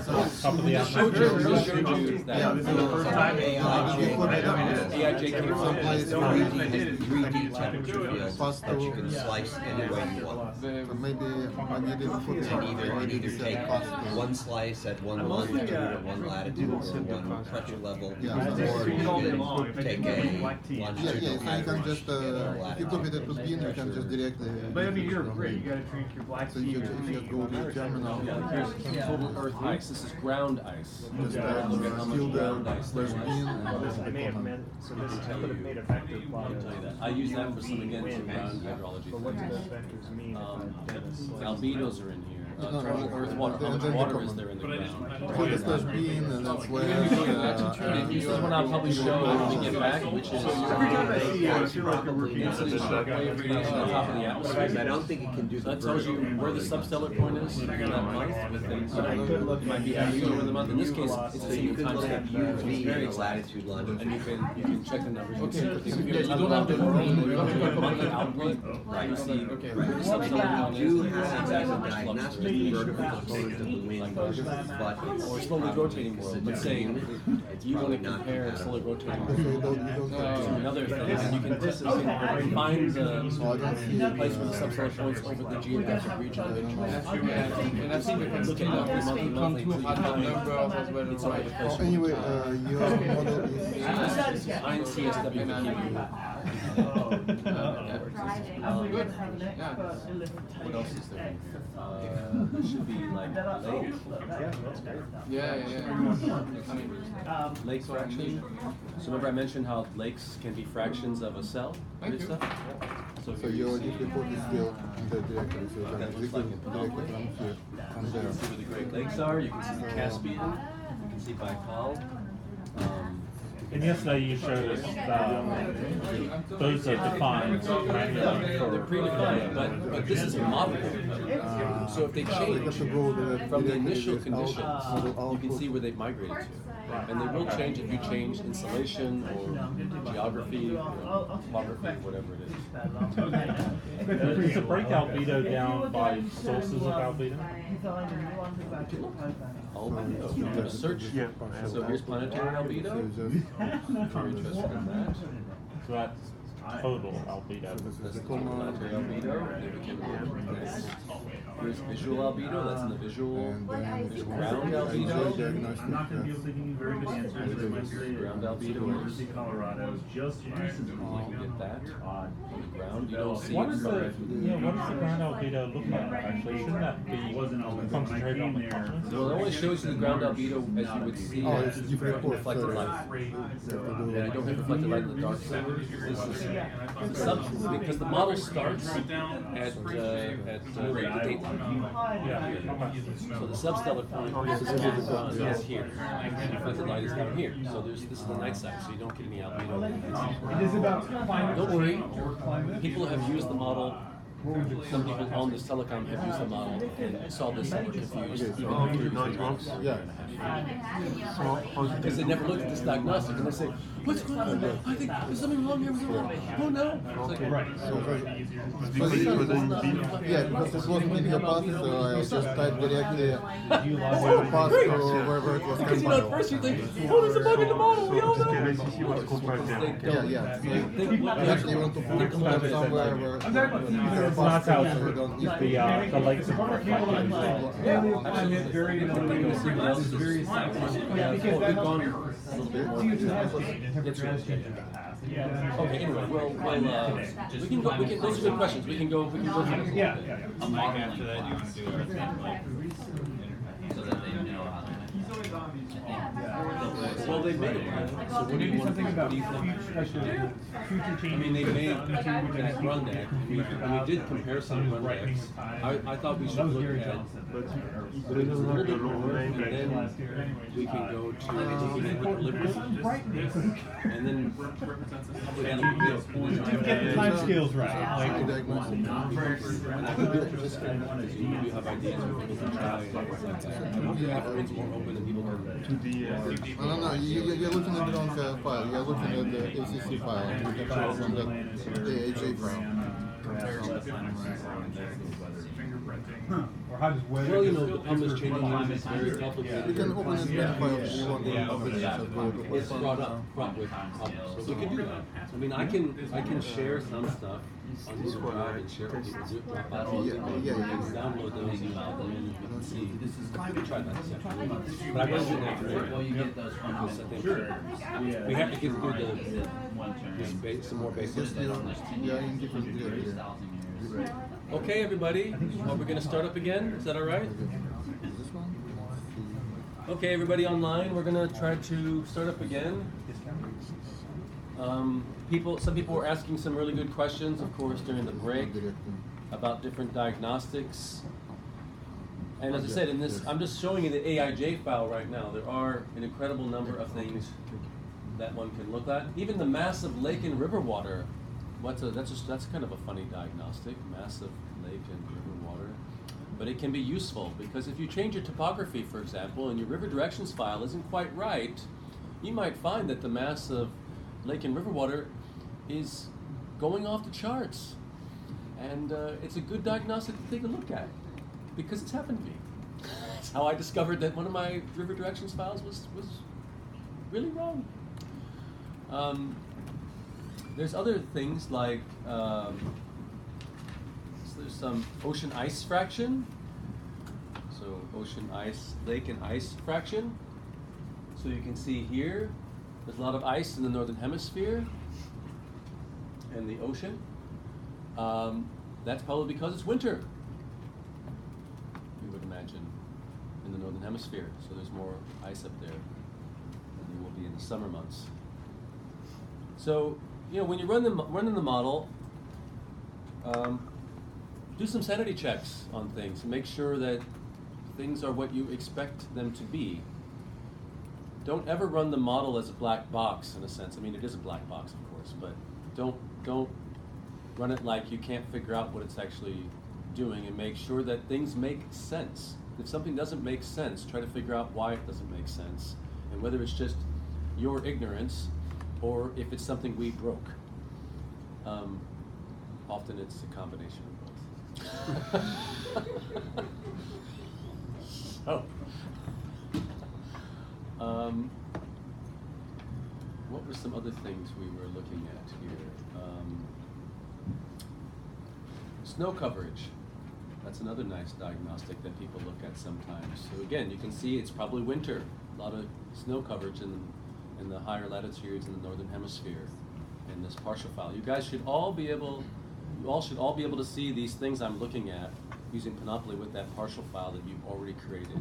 So none of this should be something that you cannot look at in real time.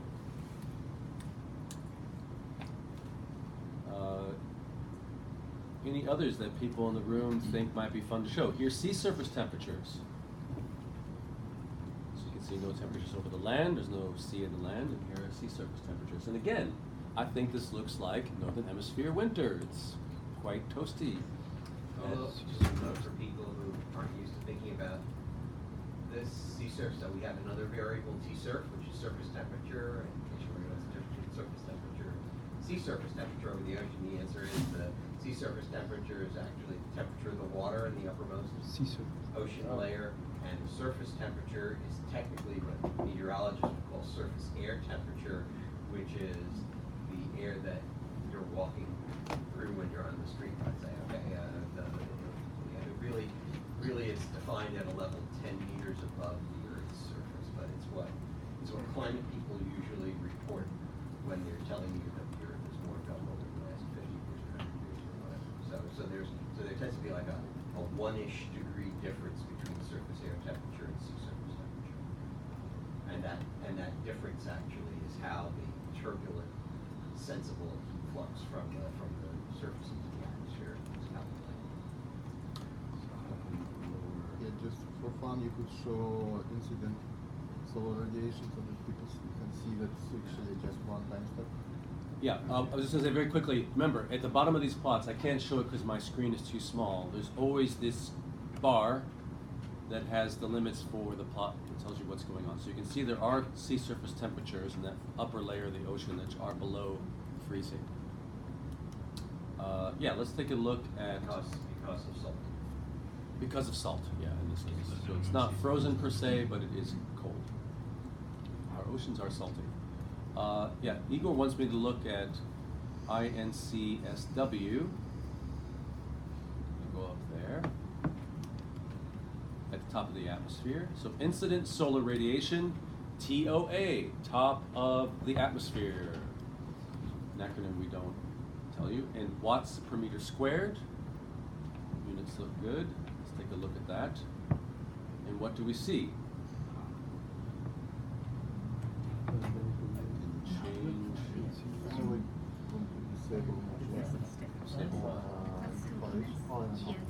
I could disable interpolation. It's one time step, Igor. So, again, this is nice in a sense because here we can see where the substellar point is. And what do you know? It's in the southern hemisphere for this single time step. Tony. So, well, advice. I love to look at INCSW, TOA for a long-term mean climatological run, just as a sanity check, so that if I'm running what I think is a tidally locked, synchronously rotating planet, then the time mean incident shortwave should be a bullseye near the substellar point, and the peak value of it should be very close to what I think the incident solar radiation at that planet's distance from the star should be. Might not be exactly because it's an average over the entire grid box rather than just the actual substellar point, so there might be a watt or a fraction of a watt difference, but it's just a way, and we were talking before about the 3-2 spin orbit residency, that's how we were trying to decide whether we had gotten it right finally or not, just look at the shortwave TOA just to, so it doesn't give you any new information you supposedly don't already know, other than that the model run that you've done is the run that you think or not. You remember, by default, Panoply, it does some interpolation of the values between grid cells to give you a nice, smooth-looking plot. So the first tab that you see always has this little box, interpolate. You can see how beautiful it looks for publications and how jagged it looks in reality. So keep that in mind. When you and the average and when you click on the map, you can get values in here, and it will give you interpolated values if you're not careful. So here, if you hold down the Option key and click on a given grid cell, it will give you the value at that individual grid cell. Is there a preference for what people prefer to look at in these papers? Like, I mean, because I could see it both ways. Like, the interpolation looks nice, but doesn't really tell you anything. I mean, it kind of hides the model resolution. We generally use interpolation for publications unless there's a scientific reason why not, but yeah, it doesn't matter. Purely a matter of choice. It's a matter of choice. It's not, it doesn't matter. I mean, sometimes the model is doing funny things and interpolating hides some things that you would otherwise see. Yeah, normally I guess people use interpolation for publications, but when I'm looking at the results, I usually nearly never look at interpolated results because you often kind of miss something or misinterpret certain things. So for me, it's much better. Yeah, I would say as a reader, my preference would be not to interpolate because there is information loss and hiding. If you want to make climate modelling look like a dark art, then you would use interpolation. But if you wanted to honestly present your results to an educated reader, you would not interpolate. You're assuming the reader's educated. That's the problem with you, Colin. But I agree with you. Steve is looking very. Well, I know you said it was the problem with him and not the reader.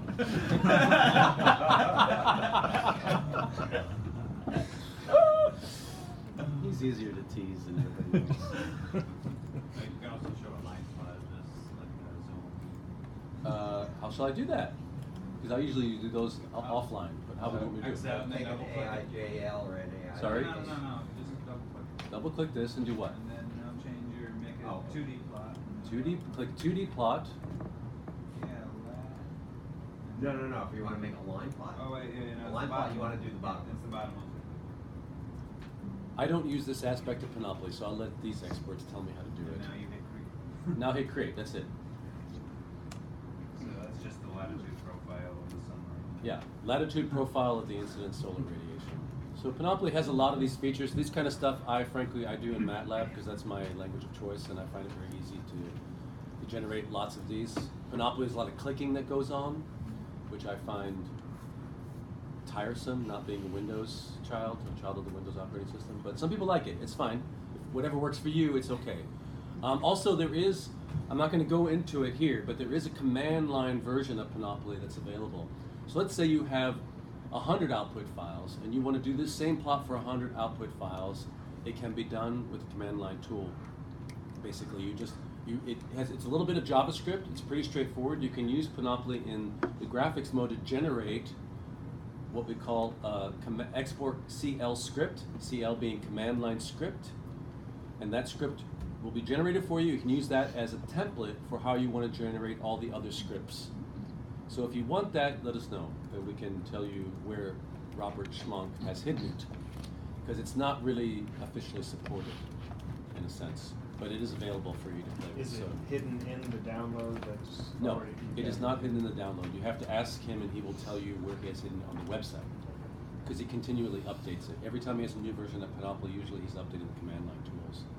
So you need that to get it working. But for example, we're doing a big suite of parameter studies and I use these to generate JPEG files that I then put on a web page and share with the group. So I can generate 100 images of the same quantity very quickly, generate the web page, and then share it with everybody, for example. So that's one of the advantages of the command line tool. Instead of having to click 5,000 times to generate the same plots. Okay. Well, one should mention that one can also do it with Python in your Yeah, of course. if you're comfortable with it. If you're a Python person, no problem. There are some special packages for this. Okay, and this was the average, right? So we can click off the average on the bottom here again, and we can click through the layers. 72 longitude points, I should say. This is an average over the longitude. So Igor, when you say there's special packages for Python, you mean to read NetCDF and then map stuff, or there's special to Panoply? No. Just to read NetCDF and other packages. I have forgotten what's the name of this package, which I has. think it's called base map. Yeah, but base map, I think. Yeah. Yes. I have a Python script for reading NetCDFs for at least optimized for tracers, that sort of comparison stuff. So if you want to handle that, let me know. Okay. The younger generation is using Python to do all the heavy lifting, I would say. I have a Python Thank script you for a lot of the AIJ data as well. Speaking of diagnostics, so I think they're planning to talk about the base curve and transmission. Ooh, yeah. Yeah, we could talk about that at the end, I think, either at the end of the morning session or early afternoon. We could talk about the post-process, the mock observation stuff. Yeah. We'll try that. That will require me to spend some of my lunch break setting that stuff up. I'm not sure I do. But anyway. Yeah, absolutely.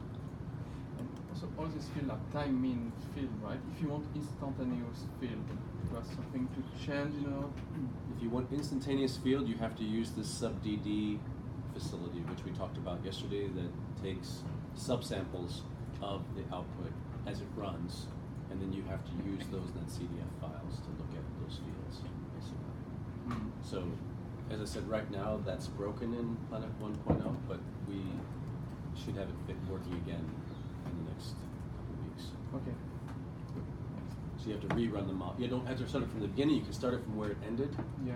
At equilibrium, which we'll talk about next, and then run it forward, and then you can generate, whatever it is. Whatever the frequency you want, right? Whatever frequency you want. Yeah.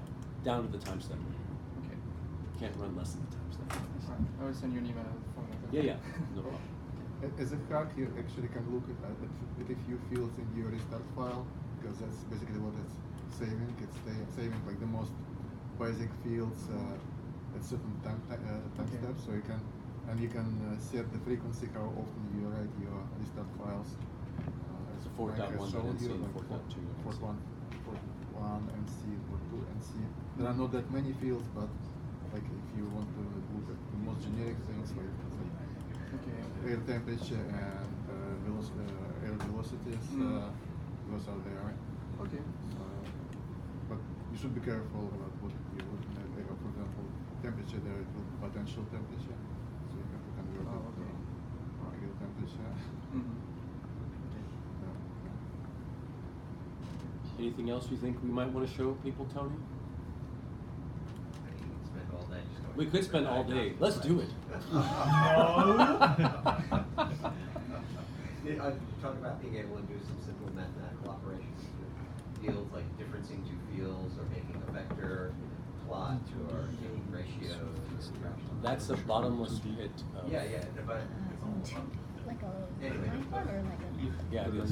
So you can show. So if you just with the screen that's up there, Yeah. just point out And the then little this button in the upper left called combine plot. Oh yeah, combined plot. So if you Right. open two panoply fields, Yeah, like we have here, we currently have two files open. Click here. So this is the average, and just unclick the average and goes that? to all the ones. So go to usurp and the Winfield and vsurf. Yeah, usurp, sorry. So go to usurp.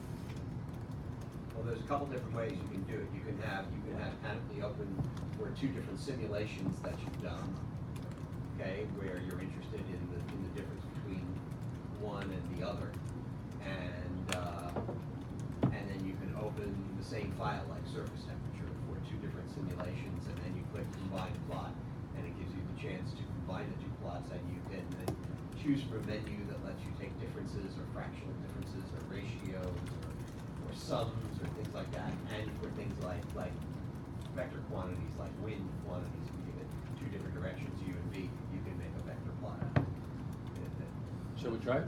Sure. So create plot and then the next one would be So create, yeah, then vsurf would be combined plot. and then open the vsurf. Farther down.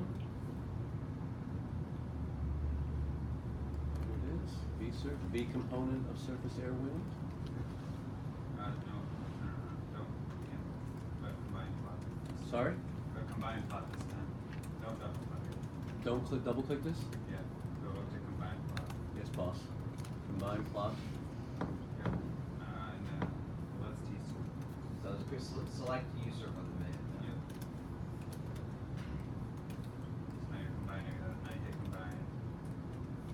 And so that's the wind field. You can make this all white, and it's better to do vectors for this. So you can do, we'll go to the array there, array 1 minus array 2. Yep. Then go down to vector magnitude. Yep.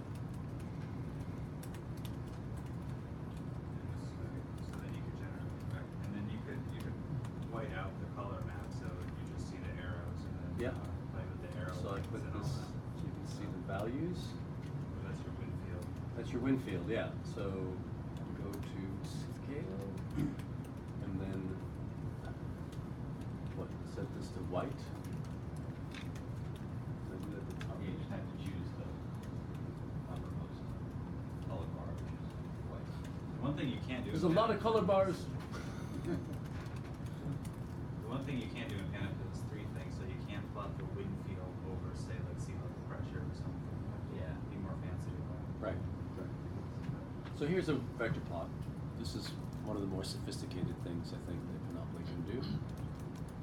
Yes, Eric. Looking through the data fields in the NetCDF file, they all seem to be 2D, very lat long. I was wondering, how would I make just vertical profile plots of temperature and water vapor? It's not, unless Unless I'm missing them in the data set. So That's not AIJ. It's not AIJ. So can you open an AIJL file? I have an AIJK. You want me to- AIJK is fine. Okay, up here is Go an ahead, AIJK file. So look at TB, for example. TB, temperature. Yeah, here we go. Okay, and so, okay, that was the 2D file. When I go back again, don't make me so quick to make a plot. Yes, boss. Okay, just click.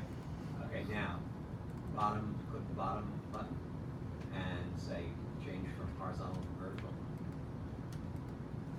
Okay, and below PLM axis. PLM is pressure on Layer pressure. layer pressure. Right. And here is this plot with a lot of information. Okay, so yeah, what Oh, this isn't. Oh, this You're right, yeah. Usually it just works. Well, I don't know. Oh, this might be the partial file. Sometimes doesn't have Oh, the partial all file the doesn't fields. have that, okay. So it's only the first time step. So sometimes it needs a bit more running time. All right. This well, should usually But work. if anyone wants to see, I can show offline. I don't know That why should it's be not there. there. Yeah. It's not there. I guess my question is also when I'm doing scale ACC, and so instead of doing scale ACC AIJK, I should do AIJKL. No, AIJK So- or AIJL, they're two. Okay, Oh, okay, that's so all there's all you- different so that's combinations, for but, vertical okay, but the simplest thing you can do if you don't mind all the files, is Sure. just do scale ACC all, Okay. and then you get Then I get everything. that complete list of diagnostic files that you might get Anyway, that's for the, You know, for the break. you want. You might not want all of them. Don't do it. Sunny shade. And if you don't want all of them, then you have to pick a specific one you want. So the 3D atmospheric files are AIJK, AIJL. Okay. Okay. The K ones tend to have more general circulation stuff in them. The L ones tend to have more. Oh wow, that gives you a lot of stuff.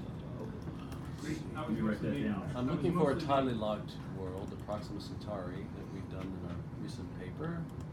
So we're in the process of trying to document all of these diagnostic files. And we're hopefully we'll have plans to maybe eventually send that out to everybody. Started it, it's just. I put the a lot of links. work. It's a long process. I put the yes. links in the PowerPoint slides. To the Everybody has ones access. that- The ones that we filled out so far. Yeah. Here's an AIJ or It's a very- this is an A. No, this is an AJL file. Sorry. So the scale ACC will take a long time, and if you know which particular ones you want, it's a much more concise process. That's why I'm shaking that, because it's a lot of files and it takes a long time. And I know, To get all of the diagnostic files. For what? Well, the ones with tracers, definitely. Oh, well, the ones with traces, traces are always the problem with the book. Let's see if this one works better. Everything's easier than you see it when you have traces.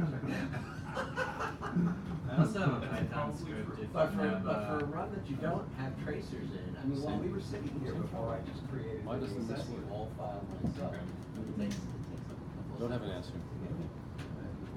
Okay. Yet another. But bug. yeah, but you turn on tracers and it's less. Oh, that's going on. Yeah, yeah. Let's try. Also, It if you isn't have just like the- 1,000 years, so you have 12,000 ACC Is the full files, you atmospheric might get temperature Yeah. prescribed in from all the of them. first I time have a stuff? Python No, that script wasn't. That for was a scale full. Oh, wow. That was a full run. Great. I have Trappist 1E if you need the diameter of one. I have. This is what this is. So I'm using that slide. if it's not here, it won't be yours. Thought I would show Great, you this. great. I just, Okay, so I thought I would just quickly show. This is a 100-year average of a Proxima Centauri B run that's in our recent Del Genio et al. Paper that should be impressed now, I guess. This is a 100-year average of from a 4,000-year Proxima Centauri B run that we have in Not our impressed yet. most recent paper, Del Genio et al. We just submitted the last referee report request. And here you can see, again, a 100-year average. This is tidal locked world. This is the incident shortwave at the top of the atmosphere, and it is over the date line where it should be. So a nice sanity check to see. Now, again, it looks kind of funny being here, but you can change where it displays. If I want to change the center latitude to 180, then it looks a little bit nicer. You can see where the center actually is, or the date line, et cetera, et cetera. I can turn off the interpolation if I want. of this nature. I can click here, and I'm getting around 880 at the center, and we actually used 881 watts per meter squared from Boutlé et al. For the simulation. So the value is actually surprisingly close to what it should be. Gives you some. Can you just switch to the map to vertical perspective? Vertical Go to perspective. the map tab Yes. and select vertical perspective instead of rectangle. Vertical perspective. Sorry? Yes. I don't know what vertical perspective. Just Under open projection. Just open the menu, yeah. Oh, you want vertical here? Vertical perspective, yeah. Okay, sorry. Let's take a look at that. See, we work together all Okay, the there time, it and we is. still don't speak the same language. Okay. And switch the latitude to say 30 or something like that. Yeah, this is cool. So if you're doing something for public Consumption. relations purposes where people are used to seeing an actual planet instead of some map of things that they're not used to, vertical perspective can allow you to do that. You can get artsy and look down on whatever latitude you want or whatever longitude you want. You can also look at it from close up or far away if you're It's not complicated, but if you thought if you change the center distance and so on. So that's kind of nice if you're just option and click.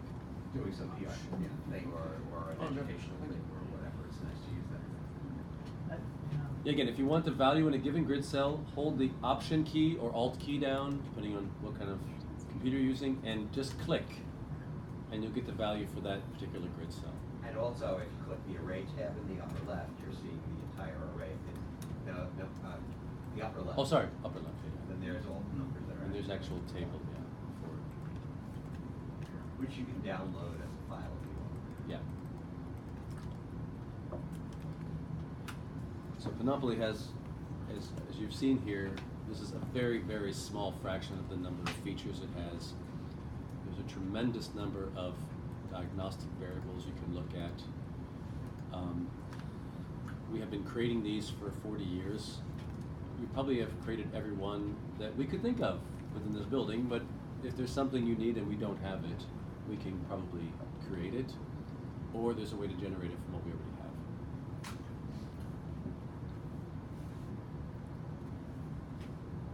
have. Okay, so was everybody able to open this thing up in Panoply and play around with it and get a feel for these things? Remember, that scale ACC command generates any of these variables that you're interested in. Let me try to get this up a little bit bigger.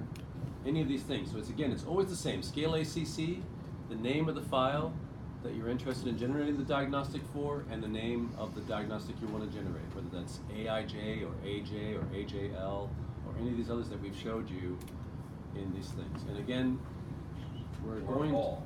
Sorry?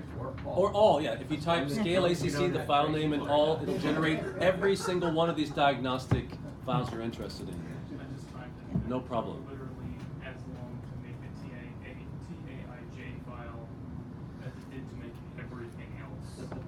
Yeah, the So- tracers files are very data intensive. So there's a reason why the ACC files are fairly large. Sorry, I thought I would show the size of one of these. 55.8 megabytes is the size of the ACC file, or the AIJ file, sorry, in this case. Oh no, this one's, 5 megabytes, 5.5 megabytes. So the ACC files are... That's from 4x5 models. So Yeah, yeah. running your model at higher resolution. And that's a 2D file. And that's a 2D file. That's a 2D field. I think I have... 3D field. let me see. I Like think I have some... for the Earth model that we typically run at 2x2.5 degree resolution. Where is it? 20-something megabytes. I'm just trying to find an ACC file so I can show you how big they actually are normally. No, I don't remember where I've stored. While you're looking for that, can I just say that in the Speak loudly. we talked about this recently, so I bring it up. In the rundeck, there's a parameter called cloud rad force. It's cloud radiative forcing, and then basically, when that's 1, the radiation is called twice in a model, and so it calculates all sky and clear sky radiative fluxes. So you'll see diagnostics like shortwave cloud radiative forcing, which is calculated in two calculations, one in which clouds are transparent to radiation and one in which clouds see the radiation. And just a trick to, you can speed up your simulation by setting that to 0. And so you don't get those diagnostics, and then you can turn it on in the last like 5 years or whatever, your simulation, in order to save those quantities if you want to. But you can run a simulation a lot quicker if you turn that off during most of the simulation. You lose some of those diagnostics, but you can turn it back on in the last 30 years of your simulations. Yep. Yeah, this particular partial file, your ACC file, is 48 megabytes. Should be around that for all of you. So the ACC file is that size for a reason. There's a lot of stuff in there that can be generated by using the scale ACC. Okay, any other questions or any questions about these post-processing diagnostic files that you're interested in asking us about? If not, we can move on to, before lunch, discussing quickly these equilibrium. How do I know when the model is done running? It's not that I just turn the model on, run it 10 years, and say, write my publication. It's not so simple, unfortunately. And I have gotten that question in talks. How do we define when the model's in equilibrium, actually? And even by non-GCM people, Jack Lissauer at NASA Ames asked me once if we were running the model to equilibrium. And I had to explain in some detail how we did it. It's a good question, yeah, because maybe you don't know better and you didn't do it. And then you would say, what's equal to, what, It's a very Jack question. Yeah, very Jack question. I know Jack very well. He was my neighbor at Ames for many years. So if you're, so you were showing us the other day, or yesterday, that the CO2 file is constantly changing. As it can change for Earth runs if you want it to. So what does that mean to become in equilibrium if you're constantly changing the constituency atmosphere? You run it forever with changing CO2, then it won't. That's right. If you keep running it forever, as Chris is saying, it won't. Right. You keep forcing it. You're forcing the model, forcing it, so it won't. So a lot of the experiments I think we all have in mind are experiments where we do that. Oh, you do? Oh, a lot of you have in mind to do experiments where you're forcing the model continually? I think so. I do. I don't know about Why would that be with a secular trend in something? Yeah, with trends and parameters over the years. Well, then it shouldn't come. Yeah, then it should not come in. But remember, timescales are limited here. You can't run more than probably 10,000 years. How far from equilibrium it is depends on things like, well, you know, what kind of atmosphere. Let's say you have a 10 bar atmosphere versus a 100 millibar atmosphere, then you'll be farther from equilibrium at any given time in the 10 bar atmosphere. Likewise, you put a big thick ocean underneath you, and you'll be farther from equilibrium at any time than if you have a very thin ocean underneath you. So that's like one of the big things about Earth climate change, right? That we're increasing CO2 now, but even if we somehow magically turned off all the CO2 emissions today, the globe would continue to warm up for decades or centuries because it hasn't quite equilibrated all the stuff that's already in the system, right? So that's what you'll get if you're actually secularly increasing CO2 or any other one. Okay. Yeah. Constant concentration, not zero emissions. Yeah. So basically, when you're doing run, it's nice to at least to get equilibrium to some kind of benchmark state. Right. So what we are, for example, doing for Earth, we consider that benchmark as pre-industrial climate. Right. So we run our model to equilibrium for pre-industrial climate, and then we assume afterwards the model is not in equilibrium. So we drive it with certain forcings, and we don't expect equilibrium anymore. But we know that at least the state we started with was in equilibrium, so we didn't have anything funny there, like ocean keeping like a lot of heat that will be released over centuries. So I don't know what you would do for exoplanet, but you should probably invent something like that.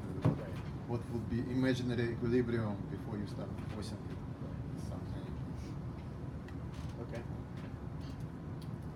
Okay, so I thought... Are we going to talk about equilibrium? That's what I'm doing right now, boss.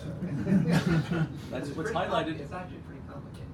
It's complicated and important. So I thought I would show a typical plot that we use in-house to decide if a particular model is in equilibrium or not.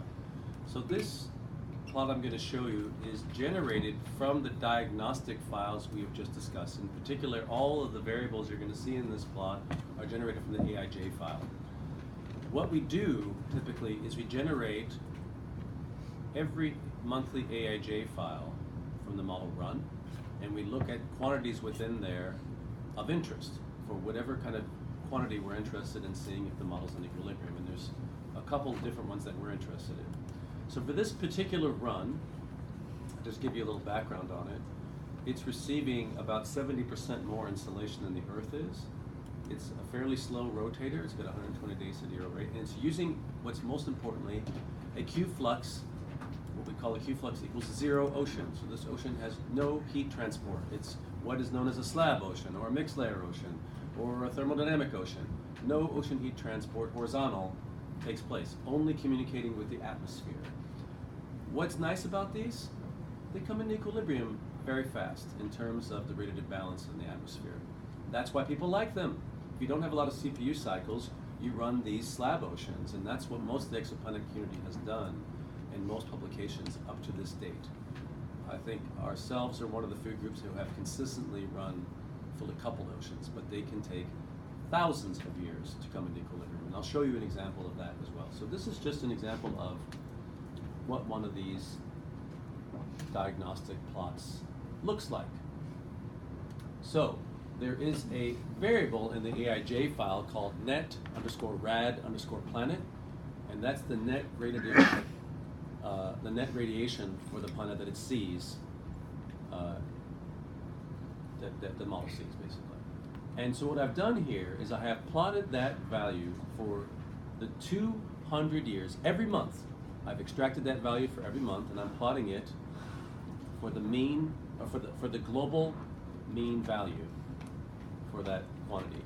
And then I plot that up, and then what I've done here, first of all, that dotted line I put at 0, because that's where I want it to be. I want the mean to be at 0, and the value I put there, in this case, I'm not sure that is correct, it should be 10 years, is the mean value of the net_rad_planet for this run, for the last 10 years, the mean value of the global quantity. And you can see here, it's 0.06 watts per meter squared.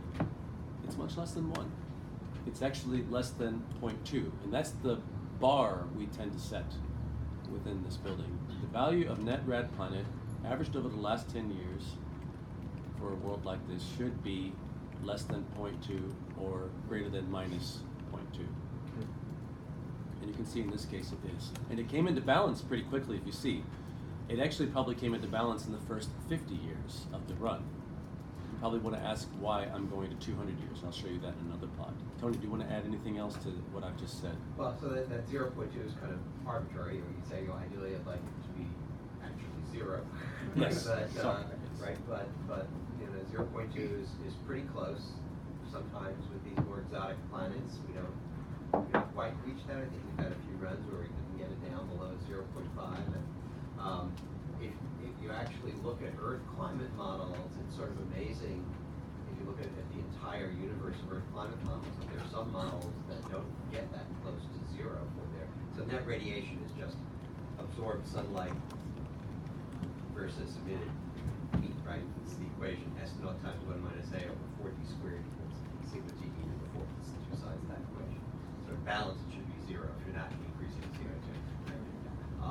So it should be 0. It never gets all the way down to 0. We try to do, I say we, I had nothing to do with it, but the people who developed this model try to do a very good job of actually conserving things like heat and mass and water vapor and stuff like that, and sort of partly a measure of how well you're doing on those things. But there are always little niggling things, like I think we have suspicions maybe about the lakes or something like that, that they're not quite as conservative or whatever as they need to be. So you don't get all the way down to 0, but we do a pretty good job. Some of the models that are climate models that are used for like IPCC don't get to within 1 per square meter of equilibrium, which is kind of amazing, which is saying they're not paying as close attention to conserving things as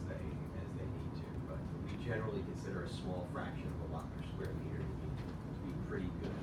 And just occasionally we have a weird planet that doesn't get there for whatever reason. We have to figure that out. I aim for plus or minus 0.2, basically, in these runs. If we can get there, generally we feel pretty good about it. In this case, you can see it's much less than that even. I also put up a couple other things to make sanity checks. T-surf, surface temperature. So that T-surf value from the AIJ file. Here I've again plotted every month, and you can see it's extremely flat after only 20 years, basically. That gives me a good feeling inside that things are going in the right direction. Albedo, I plotted that up as well. The albedo, I hope, should be more or less the same. It shouldn't be changing a lot. There shouldn't be a lot of changes in any of these quantities once the model has come into equilibrium.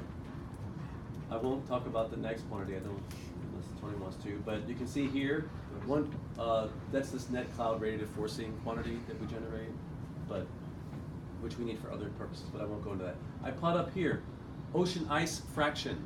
I showed you that also in the AIJ file. You can see here it's 0 because this planet is given 70% more solar insolation than Earth does, so there's not a lot of ocean ice in this model. But if you go to lower installations, which we do for some of these totally locked worlds, it's a quantity to keep an eye on, and that's why I plot it every time. This is just a default MATLAB script I use to pull quantities out and plot them.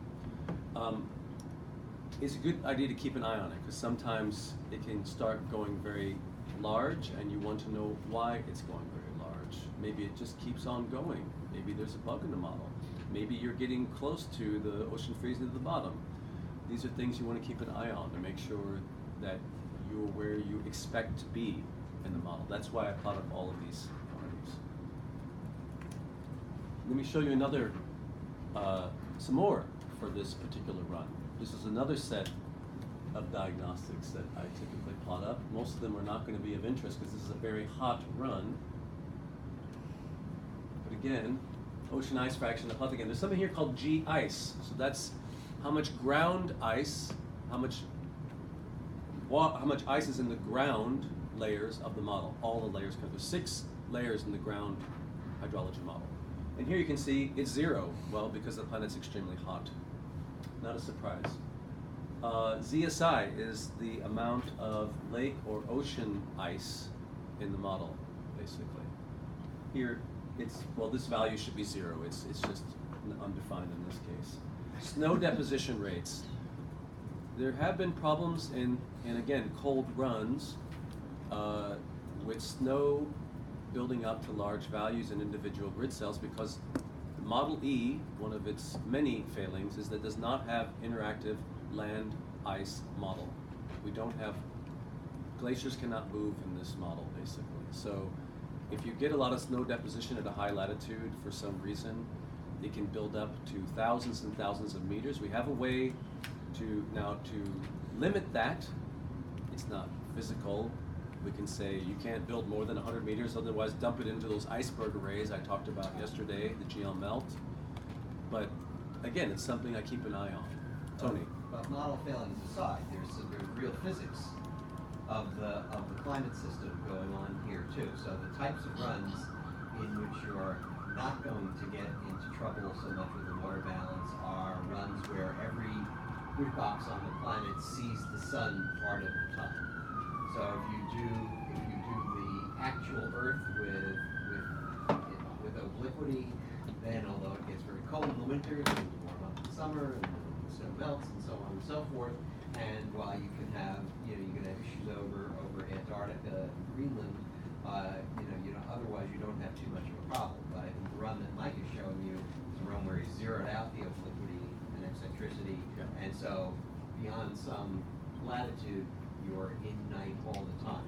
Likewise, if you do a synchronously rotating planet and you've got land on the night side of the planet, then in either case like that, if you've got land anywhere that never sees the sunlight or starlight, then water is going to migrate toward that land mass, fall onto it as snow, and just keep on piling up there because there is no mechanism for the snow to get off the land once it gets there. If we had a land ice module, then you could form glaciers and you could calving icebergs and dumping stuff into the ocean, and you might eventually come into balance.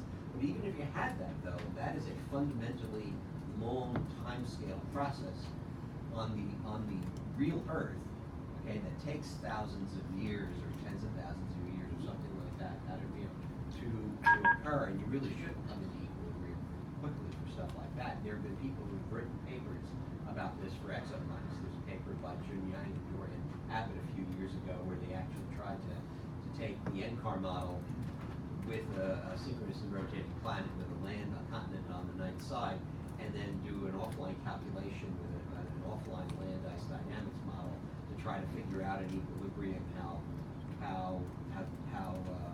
thick the ice on the night side would get, how much of the ocean would be lost, and so on and so forth. So it's there's real physical issues here rather than just implementation of the model. Yeah, but I should mention that even if you Tony? Go ahead. There is a comment on the chat window that is probably the answer is going to be too long, but if you want to comment something about it. Internal variability.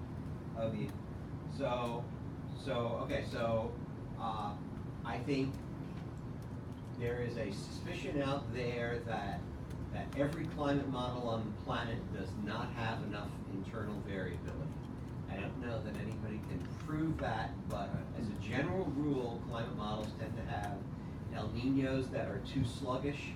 They have difficulty making observed tropical phenomena like the Madden-Julian oscillation, things of that sort. This particular generation of the GCM, I would say, has those problems.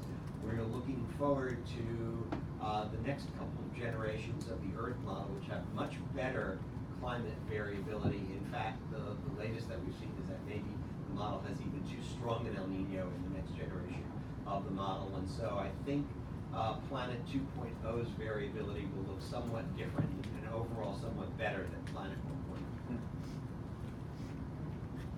There is internal variability, so don't just look at 1 month every year. Yeah, there's internal variability. Never look at just 1 month. That's right. Well, as you can see here, in these, this is plotting every month for 200 years.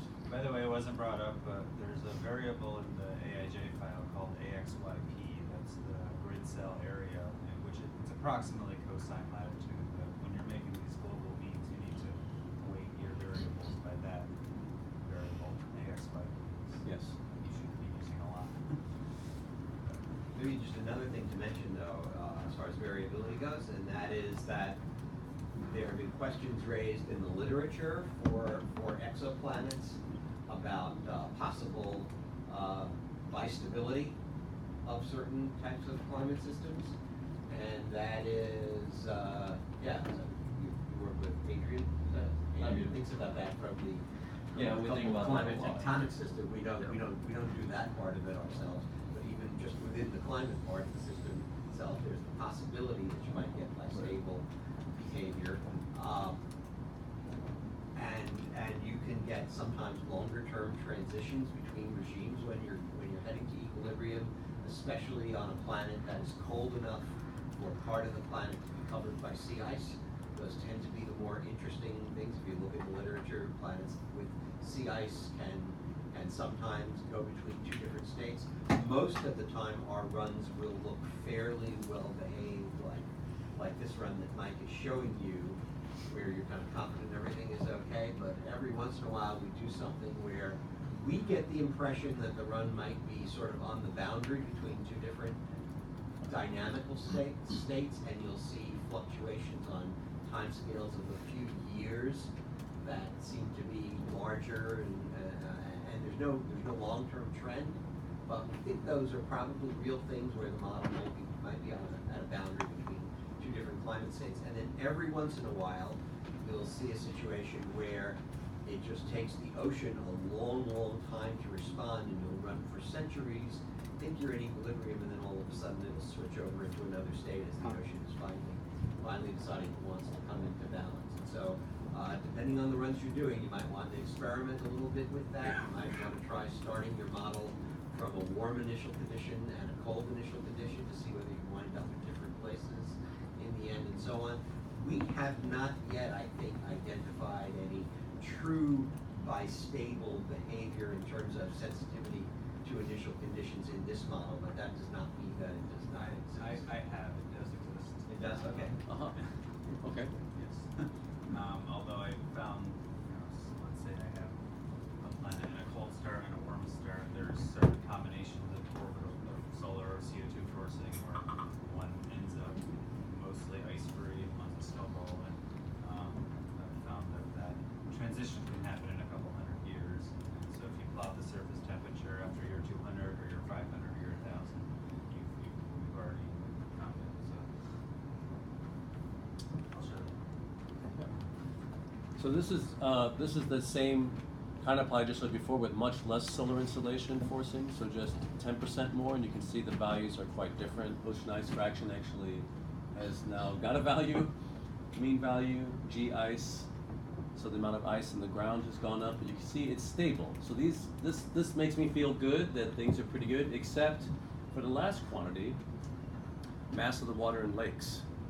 So this is telling me that is not come into equilibrium yet. So there's still water volumes being transported around trying to come into equilibrium in this model. So if I show you the first version of this plot, you can see that radiatively I'm at 0.02 watts per meter squared for a 10-year average. It looks very good.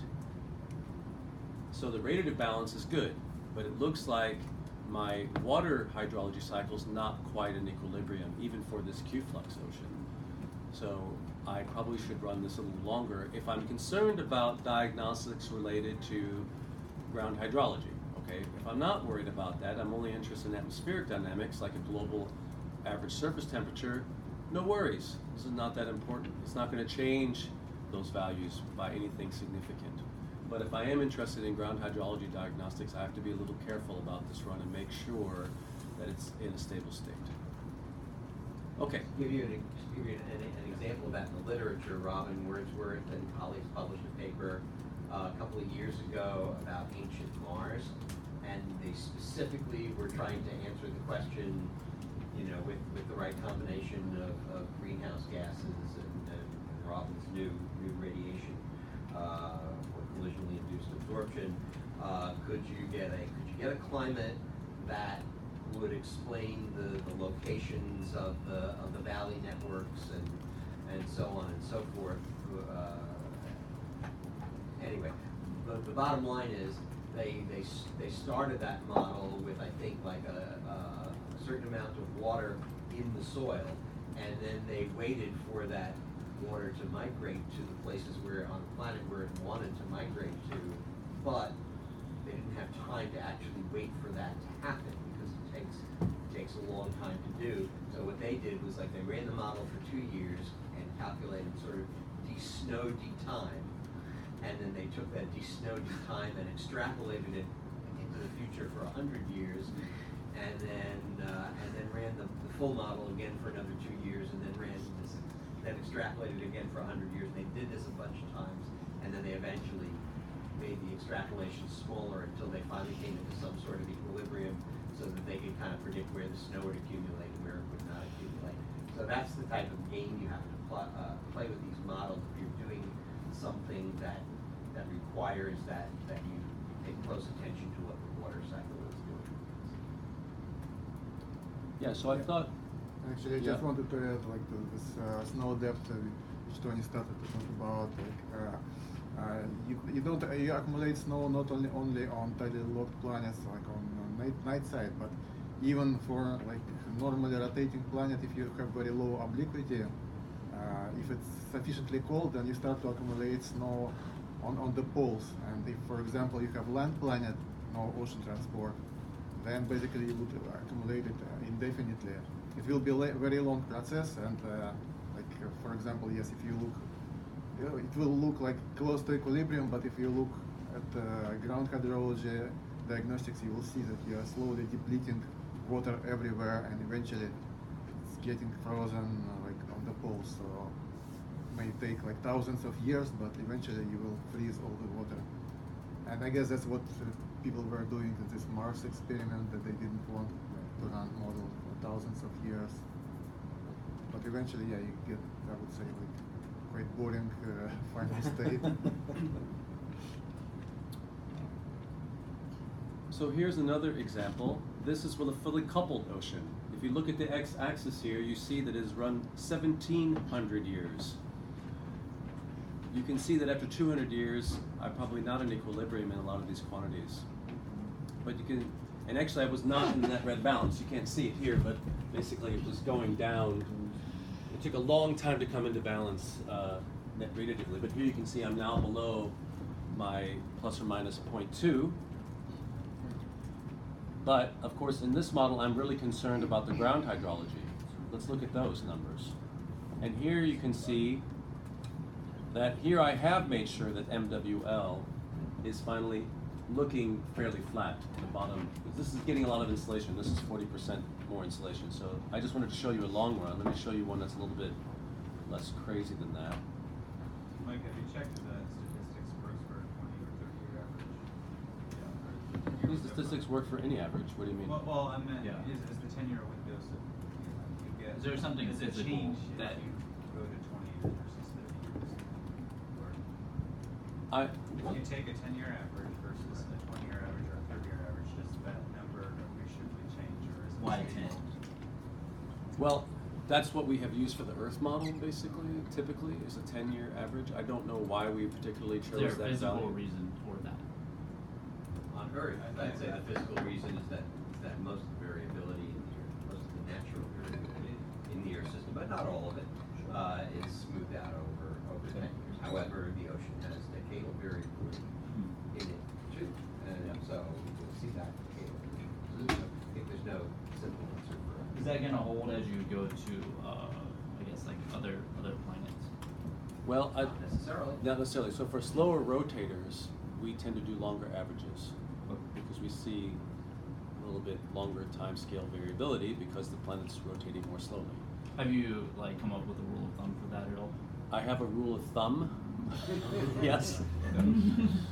Well, plots like this, though, kind of give you a clue, right, as to how long you might want to average to capture There's a lot of variability. There's a lot of variability. This is again using 10-year average. This is a planet that's rotating 64 Earth sidereal days in length. You can see it's fairly flat, but the reason I've run it so long, again, is because there's a lot of variability here in some of these other quantities. In particular, you see this funny, now this is a perfect example of something you should look out for in the model. Something's gone mad here. Look, things look so flat. This thing's receiving about 10% more insulation. G-ice is very flat, so the amount of ground ice is very stable. GWTR, that's the amount of water in the ground, that's also very stable. Snow DP looks fairly flat. There's some variability coming in at around 800 years, but it still looks pretty good. MWL, it looks really nice. The mouse of the water and lakes looks very clean. But you see that ZSI, the amount of land, lake or ocean ice, is going up and up and up, and it's spreading. Yeah, there's a lot of variability in it. That's bad. After 1,000 years, for this thing to keep increasing means there's something wrong here.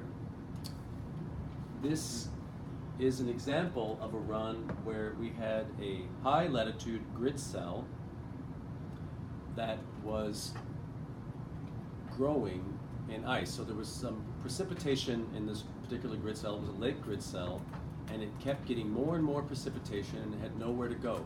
So the ice, there was an ice column of a couple thousand meters high in this particular grid cell. We don't have an interactive land ice model, so it just keeps growing and growing and growing. It's like Arnie. So you think that science fiction come up with some funky worlds? We can come up with some funky worlds, man. Imagine walking along and suddenly there's a 2,000 meter high column of ice in your world. So that's what I'm saying. Look at these quantities. Don't just run the model along and think that everything you've looked at looks hunky-dory and I'm happy, happy, happy. Be cautious. If you're pushing the model in a regime that's really outside the normal Earth temperature bounds or whatever it is, make sure you look at these things. People with a lot of experience in this community look at these things. I'm not sure everyone looks at them, because sometimes I see things in papers I'm a little suspicious of, but it's a good idea to look at as many of these quantities as possible. This wasn't too hard to spot in a sense. I mean, I saw this, but early on I had noticed that there was a grid cell when I was just looking at a normal map. There was a particular grid cell that had a lot of ice in it, and I was very suspicious that something was going on there. So we're trying to come up with a kind of a hack for this, but really we need an interactive land ice model to address this particular bug. But you can see in all the other plots, the ZSI wasn't doing anything. That's because I had a lot of insulation. So it's not cold. But since this world is a zero obliquity world, and it's only getting 10% more insulation, the high latitudes are very cold, and they stay very cold. And it's very easy, because of the climate dynamics in this particular world, to get a lot of precipitation up there, as snow. And if it doesn't ever get melted, because of the climate dynamics of that particular world, you get this kind of problem. So I think that's a good example of cautionary tale. So these fully coupled ocean runs can take a long time to come into equilibrium.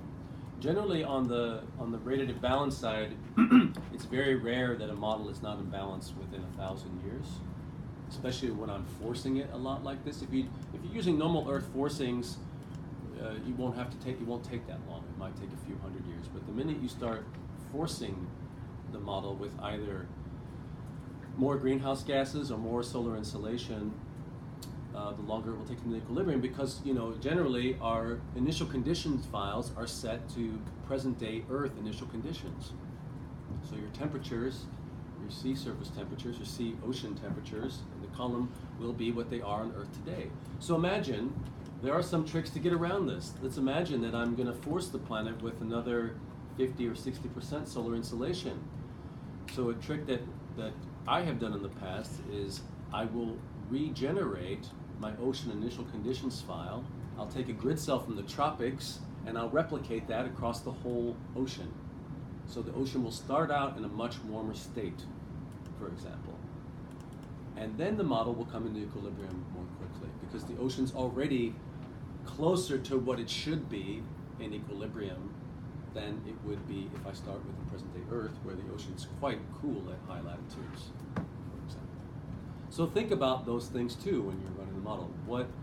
What might I change to make things, if I think it's going to take a long time to come into equilibrium, what might I change in my initial conditions file to make that a little bit easier? Another thing you have to think about also in initial conditions, if you're in a dynamical regime that is very far from present day Earth, let's say that, for example, you're looking at one of these tidally locked worlds. It has a rotation, it has a orbital period of 11 days, and it's tidally locked. That's a very different dynamical regime, especially if you're around an M-dwarf than what Earth sees, because the solar forcings are very different, the wind speeds can be very different, and if you start out with Earth initial conditions for even the wind speeds and the temperature profiles, you can run into problems very quickly. So we have some initial condition files where the wind speeds are all zeroed out, and the temperature profile is isothermal, present day Earth. So the model starts out in a much more calm state, and it's much happier, and it'll move along and do its business. So again, when you're really pushing the model outside of the bounds of present day Earth, think a little bit about being cautious. Don't just run it blindly and expect everything to go well, because again, the model might be running, but it might not be. You might look in your PRT file after a couple days and realize, oh, the model stopped after month 1. Why did that? The first month, why did that happen? And then you'll realize, oh, there's some funny things going on. But anyway, these diagnostic things are super important. At the very least, you need to look at this net rad planet variable to make sure, averaging it over around 10 years for a typical Earth rotation rate is a good idea. Make sure that value is certainly within a watt. And as I say, we strive to be within plus or minus 0.2 watts in this building. We don't always succeed, but that's what we strive for. So in the example we did today, we only did one time step, but where would we find all of these monthly diagnostics? If They're in these particular ones I've showed you in both of the kind of plots I showed are all in the AIJ file. So as I said, these are all extracted from every single month of these runs in the AIJ file. So Did you make these with Pinocchio? No, this is a MATLAB plot, and I can show you what that looks like. I mean, the code, it's nothing fancy. Well, maybe it's a little messy, but basically what I do is, this is probably not what I should show you. Because I noticed in Panoply there's no option to plot as a function of time. It's latitude and longitude. Yeah, you cannot generate these plots. Let me show you something that's more useful. I'll show you how I generate these. You probably are using global means, which are safe. Yes. I'm using global means. What is this file? Ah, here we go.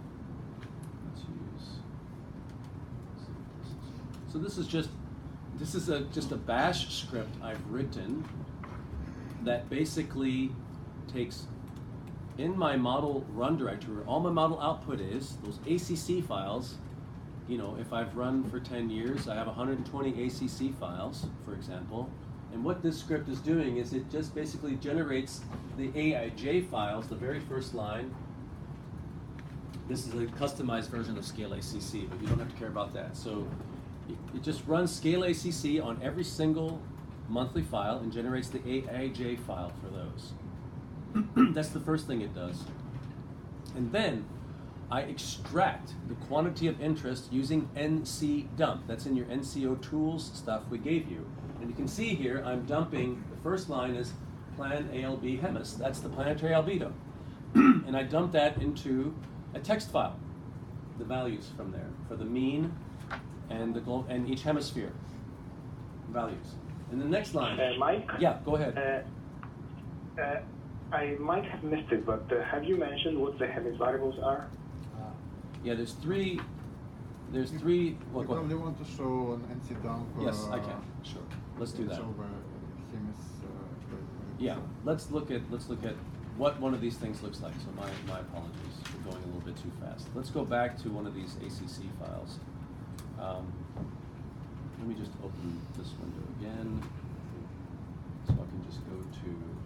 Let's go look at that file that you all have. I would always try to do that in the interest of understanding. Let's look at NC dump minus V. T-surf. We like surface temperatures. Doesn't matter, it has hemispheric variables. What do you want? Yeah, but it will show V, it will show. T-surf underscore Hemis. Yeah, sorry, get in there. Yeah, Hemis. Underscore Hemis. And in this case, I'm just showing it for the partial, but it's valid for any AIJ monthly file, okay? So what am I going to get? A lot of stuff, but the second to last line is what matters. So what you see here on the second to last line is T-surf Hemis equals 14.6, 9.24, and 11.9. So the 14.6, I think, is the northern hemisphere. Southern. Or was it southern? Okay, so southern hemisphere average surface temperature, northern hemisphere average surface temperature, and the global mean surface temperature, 11.9. So that script I showed you pulls these three values out and dumps it into a text file. So you don't have to worry about the area weighting and all that stuff. No, Yeah, that's already done. precisely. It's all done for you. I don't want to think about stuff. Okay. And then basically I just pull out these three values into what I call a CSV file, comma separated variable file, and then I plot the global mean value. That's what you saw in those diagnostic Yeah, plots. so this Hemis variables, they are available for every field in AIJ file. Yes, so it's in not every temperature. variable field. So I showed you about 10 different variable fields from the AIJ file in those plots I showed before. So I'm pulling out all of those this way. It's cumbersome, unfortunately. You don't have to do those plots necessarily, but at the very least you should take a 10-year average and look at the net radiative balance of the model and make sure that it's a reasonable value. But it's good to do those plots to make sure that everything is looking nice and that something crazy hasn't happened. The model's very complicated. There's a lot of places for it to go haywire. Like all of these models. Yeah, and you can take 10-year averages just using some files. Some files. Yeah. Basically create AIJ file with this. Yeah. and yearly averages, and then look at these numbers. Yeah, you can use some files to make a yearly average from 12 months of output, and then again look at this quantity, the net red planet value. That was the first thing I showed you, and that should be, again, as we aim for plus or minus 0.2 watts per meter squared. Anyway, so that's all this is. This script just basically goes through and generates all of these. You can see they're all underscore HEMIS, plan ALB HEMIS, GWTR, that's the amount of water in the ground, GI is the amount of ice in the ground, LWCRF at the top of the atmosphere, that's long wave cloud radiative forcing at the top of the atmosphere, that's another quantity I look at, MWL, mass of the water in lakes. I have more here than I showed you plotting because in some instances I'm looking for other strange things. Like here you can see I have PREC underscore HEMIS, precipitation, global precipitation. Is it climbing? Is it doing something strange? I've seen cases where it was doing funny things. QSurf, what's the surface humidity doing? Is it doing funny things? Q underscore 100 HEMIS, that's what's the specific humidity at the top layer of the atmosphere. SST HEMIS, sea surface temperature, global average. Is that looking okay? So all of these things are things that can be plotted once you pull them out. These are just the ones I'm interested in, but as you saw, the AIJ file has, well, I don't know, 230 variables or something? I forget how many are in there. It's a lot of variables. It's a lot to think about. More than half of them you will never be interested in. More than half you will never be interested in. Maybe 2/3 of them, maybe 3/4 of them you'll never be. That's true. Very true. These are the ones that I have found most interesting, at least in my explorations. Anyway, that's how you do it. Evaluating whether you're in equilibrium is one thing, that's a science question. You're trying to answer is another thing. So there may be a lot of other variables you'll be interested in for particular science thing. So it's almost lunchtime. Any last questions before we go? Oh, Tony's trying to show me something. So this is a different run of the model. But our people online cannot see it. Can you tell me what that is? Do I have that? Is that one of my plots? No, that's ProxenB 04. Hold on. It's ProxenB. Oh, I do. Yeah, I'll wait until they're done. But I thought of some. I can't get it to work. This is a. Yes, Let me pull it up when they're done. 04F. Underscore TL. Oh no, No, I'm wrong. Sorry, wrong directory. Okay. I have different model types running in different areas. ProxenB 04F TL. Okay. 04F TL. Hello, where are you? I would like to show you guys. 04FTL. Okay, this is what Tony wants to show you. Oh, I don't want them to see this. Are you crazy? So your 10-year average is not going to give you the information that you want. It's 5,000 orbits. Orbits. Not years. Oh, those are orbits, right? Orbits. Not years. But this is something that seems to be fluctuating between two climate states, and if you look, over a long enough period of time, it's not going anywhere systematically, but it's every once in a while it goes crazy and dumps a lot more snow, and then comes back down and stays relatively quiet for a while, and then goes through some other period where it dumps a lot more snow and comes back down, and but clearly it's not trending anywhere. And so to me this looks like it's something that's sort of on the edge between two different climate configurations. Yeah, this and is I actually have reason to believe that, but yeah, this is an aquaplanet, by the way. So there's not even any land stuff going on here. This is just aquaplanet, and it's still very strange. And you can see it took a long time also for the radiation to come into balance, and that radiation. What did you do there for? What happened? I didn't touch you. What's but this is a run for where if you have any experience thinking about atmospheric dynamics, it's the run for which the Rossby radius of deformation of the atmosphere is very close to the size of the planet. So we think it's sort of on the edge between two different dynamical regimes that have been discussed in the literature several times. Yeah, you can see before 2,000 orbits, the radiative balance was really far out. It took a long time for this thing to get even close radiatively, and probably, I mean, there's other things going on here. There's a lot of variability in this environment. So, yeah, good example. Thanks, Tony. We're showing you the secret sauce. I just want to Hi, say, Eric. I Yeah. found similar transient behavior for tidally locked planets in CAM, where it's not going anywhere, but it's flat, and there'll be a big spike, 10-degree spike in temperature for a small period of time, and then come back down. I haven't looked at snow in particular, but I found something similar for similar simulations. I didn't have a good explanation. But it Yeah, wasn't I don't know trending that we anywhere. have a good explanation for this. We can come up with good explanations. Try to convince ourselves that the model's not doing something stupid. But Clever scientists can always come up with good this is- explanations. You convince yourself of anything. Whether they're realistic.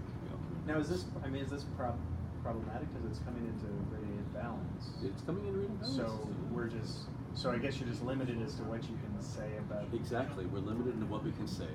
So Well, we can. what was the question? Sorry, I'm not sure everybody heard it.